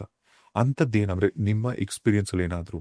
ಅಂಡ್ ಇದೆಲ್ಲದರ ಜೊತೆಯಲ್ಲಿ ನಾನೊಂದು ಪರ್ಸನಲ್ ರಿಕ್ವೆಸ್ಟ್ ಏನ್ ಮಾಡ್ತೀನಿ ಅಂದ್ರೆ, ನಿಮಗೆ ಎಲ್ಲಾಗತ್ತೋ ಅಲ್ಲಿ, ಅದು ವಿರೂಪಾಕ್ಷ ಕೇವಲಾದ್ರೆ ಅಲ್ಲಿ, ದೇವಸ್ಥಾನದ ಆವರಣದಲ್ಲಾದ್ರೆ ಅಲ್ಲಿ, ಅಥವಾ ಪಾತಾಳ ಲಿಂಗ ಅಂತ ಇದೆ 1000 ಪಿಲ್ಲರ್ಸ್ದು, ರಮಣ ಮಹರ್ಷಿಗಳು ಮೊದಲನೇ ಬಾರಿ ಆ ದರ್ಶನವನ್ನ ಪಡೆದು ಪರಮಾನಂದವನ್ನು ಹೊಂದು ನಾನು ಇಲ್ಲೇ ಇರಬೇಕು ಅಂತ ಪ್ರಕಟ ಮಾಡುವಂಥದ್ದು ಅಲ್ಲಿ ಇರಬಹುದು. ಇನ್ನು ರಮಣಾಶ್ರಮಕ್ಕಿಂತ ಉತ್ತಮವಾದ ಜಾಗ ಎಲ್ಲಿರಕ್ಕೆ ಸಾಧ್ಯ ಧ್ಯಾನ ಮಾಡೋಕ್ಕೆ? ಅಲ್ಲಿ ಎಲ್ಲೋ ಒಂದ್ ಕಡೆ ಕೂತ್ಕೊಂಡು ಧ್ಯಾನ ಮಾಡಿ, ಇದು ಖಂಡಿತ ಮುಖ್ಯ ಆಗುತ್ತೆ. ಆಮೇಲೆ ಗಿರಿವಲಂ ಮಾಡ್ಬೇಕಾದ್ರೆ ಬೇರೆ ಏನೋ ಮಾತಾಡೋದು ಮಾಡಕ್ ಹೋಗ್ಬೇಡಿ. ಉಲ್ಲೇಖ ಆಗಿರೋದೇ ಮೌನದಲ್ಲಿ ಅರುಣಾಚಲ ಅರುಣಾಚಲ ಅಂತ ಬಲಗಡೆಗೆ ಇರುತ್ತಲ್ವ ಪರ್ವತ, ನಾವು ಅದನ್ನ ನೋಡ್ತಾ ನೋಡ್ತಾ ಕಣ್ಣಲ್ಲಿ ಆಗಾಗ ಗಮನಿಸ್ತಾ ಗಮನಿಸ್ತಾ ನಿಧಾನವಾಗಿ ನಡ್ಕೊಂಡು ಹೋಗುವಂಥದ್ದು. ಅದನ್ನ ಖಂಡಿತ ಮಾಡುವ ಪ್ರಯತ್ನವನ್ನ ಮಾಡಿ. ಅರುಣಾಚಲ ಒಂಥರ ಮ್ಯಾಗ್ನೆಟ್ ಅಂತ ಅಂತಾರೆ, ನೀವು ಹೋದ್ರೆ ಪದೇ ಪದೇ ಹೋಗ್ತಿರ್ತೀರ ಆ ದೇವಸ್ಥಾನಕ್ಕೆ ಅಂತ. ಖಂಡಿತ ಹೌದು ಸರ್, ಮ್ಯಾಗ್ನೆಟ್ ಪುಲ್ ತರ ಇರೋದು ತುಂಬಾನೇ ನಿಜ. ನಾನು ಆಗ್ಲೇ ಹೇಳ್ದಾಗೆ ಇದೊಂದು ಓಲ್ಡೆಸ್ಟ್ ಜಿಯೋಮೆಟ್ರಿಕ್ ಒಂದು ಫಾರ್ಮೇಶನ್ ಇದು, ನಾವು ಹಾಗೆ ನೋಡೋದಾದ್ರೆ. ಸೊ ಅದರ ಒಂದು ಎನರ್ಜಿ ಪುಲ್ ಖಂಡಿತ ನಮ್ಮನ್ನ ನಮ್ಮ ಒಳಗಡೆನೆ ಇರುವ ಆ ಪರಮ ಸತ್ಯದ ಬೆಳಕಿನ ಕಡೆಗೆ ಕರ್ಕೊಂಡು ಹೋಗೋ ಪುಲ್ಲನ್ನ ಕೊಡುತ್ತೆ. ಅದು ಫೀಲ್ ಆಗುತ್ತೆ, ಅದರಲ್ಲಿ ಎರಡನೇ ಮಾತೇ ಇಲ್ಲ. ಅಂಡ್ ನಾನಾಗ್ಲೇ ಹೇಳ್ದಾಗೆ ಇವತ್ತಿಗೂ ಕೂಡ ಅಲ್ಲಿ ನಾವು ಆ ಒಂದು ಬೆಟ್ಟವನ್ನ, ಅದೊಂದು ಕ್ವಾಡ್ಸ್ ಎನರ್ಜಿ ಇರಬಹುದು, ಕ್ರಿಸ್ಟಲ್ಸ್ ಟೈಪ್ ಆಫ್ ಎನರ್ಜಿ ಇದು ಫೀಲಿಂಗ್ ಇರಬಹುದು, ಅಥವಾ ಅದ್ರ ಒಳಗಡೆ ಈಗಲೂ ಇರುವಂತಹ ಜ್ಞಾನಜ್ಞೆಯ ಆ ಒಂದು ಎನರ್ಜಿ ಇರ್ಬೋದು. ಇದೆಲ್ಲ ಇವತ್ತಿಗೂ ಕೂಡ ಅದ್ರದ್ದು ಎನರ್ಜಿನ ಎಮಿಟ್ ಮಾಡ್ತಾ ಇರೋದ್ರಿಂದ you will feel that energy shift. ಅದರಲ್ಲೂ ನೀವು ಹುಣ್ಣಿಮೆ ದಿನ ಹೋಗ್ಬಿಟ್ರಂತೋ ಖಂಡಿತ ಅಲ್ಲಿ ಆ ಲಕ್ಷಾಂತರ ಜನರ ಒಂದು ಆಧ್ಯಾತ್ಮಿಕ ಭಾವನೆ, ಸೇವೆ ಮಾಡೋದು, ಎಲ್ಲರೂ ಅರುಣಾಚಲ ಅರುಣಾಚಲ ಅಂತ ಕೂಗುವಂಥದ್ದು, ಅದರಲ್ಲಿ ನೀವು ಆನಂದದಲ್ಲಿ ಪ್ರದಕ್ಷಿಣೆ ಮಾಡುವಂಥದ್ದು, ಬರಿಗಾಲಲ್ಲಿದ್ದಾಗ ಸಟಲ್ ಸೆನ್ಸಸ್ ಆಕ್ಟಿವೇಟ್ ಆಗೋದು, everything will definitely make you more aligned and feel that pull towards going into your inner world. ಆ ಬೆಟ್ಟದಲ್ಲಿ ಇರ್ತಕ್ಕಂಥ ಒಂದು ಶಕ್ತಿ, ಒಂದು ಎನರ್ಜಿ ಏನ್ ಕರಿತೀವಲ್ಲ, ಈ ಎನರ್ಜಿ ಎಲ್ಲೋ ಒಂದ್ ಕಡೆ ರಮಣ ಮಹರ್ಷಿಗಳವರ ಸೇಯಿಂಗ್ಸ್ ಏನಿತ್ತಲ್ಲ, ಅವ್ರು ಏನೇನ್ ಹೇಳಿದ್ರು ಅದು ಎಲ್ಲೋ ಒಂದ್ ಕಡೆ ಕನೆಕ್ಷನ್ ಅಂತ ಅನ್ಸಲ್ಲ ನಿಮಗೆ? Absolutely S. ಗಿರಿ ಪ್ರದಕ್ಷಿಣೆ ಮಾಡ್ಬೇಕಾದ್ರೆ ಎಂತ ಅದ್ಭುತವಾದ ಟೀಚಿಂಗ್ಸ್ ಮತ್ತು ಲರ್ನಿಂಗ್ಸ್ ನಮಗ್ ಸಿಗತ್ತೆ ಅಂದ್ರೆ, ನಾನು ಆಗ್ಲೇ ಹೇಳ್ದೆ ನಿಮಗೆ 8 ದಿಕ್ಕುಗಳು ಅಂತ. ಒಂದು ತುಂಬಾ ಬ್ಯೂಟಿಫುಲ್ ವಿಷಯ ಏನು ಅಂದ್ರೆ, ತಿರುವಣ್ಣಾಮಲೆಯಲ್ಲಿ ಆ ಗಿರಿ ಇದೆಯಲ್ಲ, ಆ ಹಿಲ್ ಸುತ್ತ ನಾವು ಪ್ರದಕ್ಷಿಣೆ ಮಾಡ್ಬೇಕಾದ್ರೆ ನಮಗೆ ಒಂದೊಂದು ಡೈರೆಕ್ಷನ್ ಅಲ್ಲೂ ಒಂದೊಂದು ಶಿವನ ದೇವಸ್ಥಾನ ಸಿಗತ್ತೆ ಸರ್.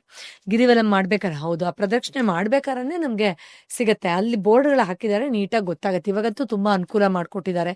ತುಂಬಾ ಜನ ಫಿಲ್ಮ್ ಆಕ್ಟರ್ಸ್ಗಳು ಕಾಂಟ್ರಿಬ್ಯೂಟ್ ಮಾಡಿ ಅಲ್ಲೆಲ್ಲ ಮಾಡಿಸಿದ್ದಾರೆ ವ್ಯವಸ್ಥೆ ಅಂತ ಹೇಳ್ತಾರೆ. ಎನಿವೆ ಅಲ್ಲಿ ನಮ್ಗೆ ಸ್ಪಷ್ಟವಾಗಿ ಗೊತ್ತಾಗತ್ತೆ. ಈಗ ಮೊದಲನೇದೇ ತಗೊಳ್ಳೋಣ. ಈಗ ಈಸ್ಟ್ ಇಂದ ಶುರು ಮಾಡಿದ್ರೆ east, south east, south west, west, north west, north ಮತ್ತು ನಾರ್ತ್ ಈಸ್ಟ್. ಸೊ ಇಲ್ಲಿಂದಾನೇ ಶುರು ಮಾಡಿದ್ರೆ ನಮ್ಗೆ ಮೊದಲನೇದಾಗಿ ನಮ್ಗೆ ಇಂದ್ರಲಿಂಗ ಸಿಗತ್ತೆ ಈಸ್ಟಿಂದ. ಅದಾದ್ಮೇಲೆ ಅಗ್ನಿಲಿಂಗ ಸಿಗತ್ತೆ, ಆಮೇಲೆ ಯಮಲಿಂಗ ಸಿಗತ್ತೆ, ಆಮೇಲೆ ನೈಋತ್ಯ ಲಿಂಗ ಸಿಗತ್ತೆ, ಅದಾದ್ಮೇಲೆ ವರುಣ, ತದನಂತರ ವಾಯುದು ಲಿಂಗ ಸಿಗತ್ತೆ. ಅಂದ್ರೆ ಅದಕ್ಕೆ ನಿರ್ದಿಷ್ಟವಾದ ದೇವಸ್ಥಾನಗಳನ್ನೇ ಮಾಡಿದ್ದಾರೆ. ಆಮೇಲೆ ಕುಬೇರ ಲಿಂಗ ಸಿಗತ್ತೆ. ಅಂಡ್ ಫೈನಲಿ ನಮಗೆ ಅಲ್ಲಿಂದ ಈಶಾನ ಲಿಂಗ, ಈಶನ ದರ್ಶನ ಸಿಗತ್ತೆ. ಸೊ ಈ ತರ ನಾವು ನೀಟಾಗಿ 8 ದೇವಸ್ಥಾನಗಳನ್ನು ನೋಡಬಹುದು. ಇಲ್ಲಿ ಸ್ವಲ್ಪ ಇದಕ್ಕೆ ಬೇರೆ ಬೇರೆ ತರ ಅರ್ಥ ಇದೆ. ಒಂದೊಂದು ಲಿಂಗಕ್ಕೂ ಒಂದೊಂದು ಪುಣ್ಯಫಲ, ಒಂದೊಂದು ಇದು. ಆದ್ರೆ ನಾನೊಂದು ಸ್ವಲ್ಪ ಒಂಚೂರು ಸ್ಪಿರಿಚುವಲ್ ಕಾಂಟೆಕ್ಸ್ಟ್ ಅಲ್ಲಿ ಹೇಳ್ತೀನಿ. ಮೊದಲನೇದಾಗಿ ನಾವು ಇಂದ್ರ ಅಂದ ತಕ್ಷಣ ವೇದಿಕ್ ಕಾಂಟೆಕ್ಸ್ಟ್ ಅಲ್ಲಿ ಇಂದ್ರನ ದ ಡಿವೈನ್ ಮೈಂಡ್ ಅಂತ ಹೇಳ್ತೀವಿ ಅಲ್ವಾ. ಸೊ ಆ ಒಂದು ಮೈಂಡ್ ಇಂದ ಡಿವೈನ್ ಮೈಂಡ್ ಅನ್ನ ಆಕ್ಟಿವೇಟ್ ಮಾಡೋಕೆ, ಜಾಗೃತ ಮಾಡೋದಕ್ಕೆ ಆ ಒಂದು ಲಿಂಗದ ದರ್ಶನ, ಆ ಡೈರೆಕ್ಷನ್ ಅಲ್ಲಿ ಆ ಎನರ್ಜಿ ನಮಗೆ ಸಹಾಯ ಮಾಡುತ್ತೆ. ಸೊ ಗಿರಿವಲ ಮಾಡ್ತಾ ಮಾಡ್ತಾ ನಾವು ಹೇಗೆ ಪ್ಯೂರಿಫೈ ಆಗ್ತೀವಿ, ಹೇಗೆ ಅಜ್ಞಾನದಿಂದ ಹೊರಗಡೆ ಬರ್ತೀವಿ, ಹೇಗೆ ನೆಗೆಟಿವ್ ಕಾರ್ಮಿಕ್ ಬ್ಯಾಗೇಜಸ್ ಇಂದ ಹೊರಗಡೆ ಬರ್ತೀವಿ, ಅದಕ್ಕೆ ಸಂಬಂಧಪಟ್ಟ 8 ಚಾನೆಲ್ಗಳು ಹೇಗೆ ಓಪನ್ ಆಗುತ್ತೆ.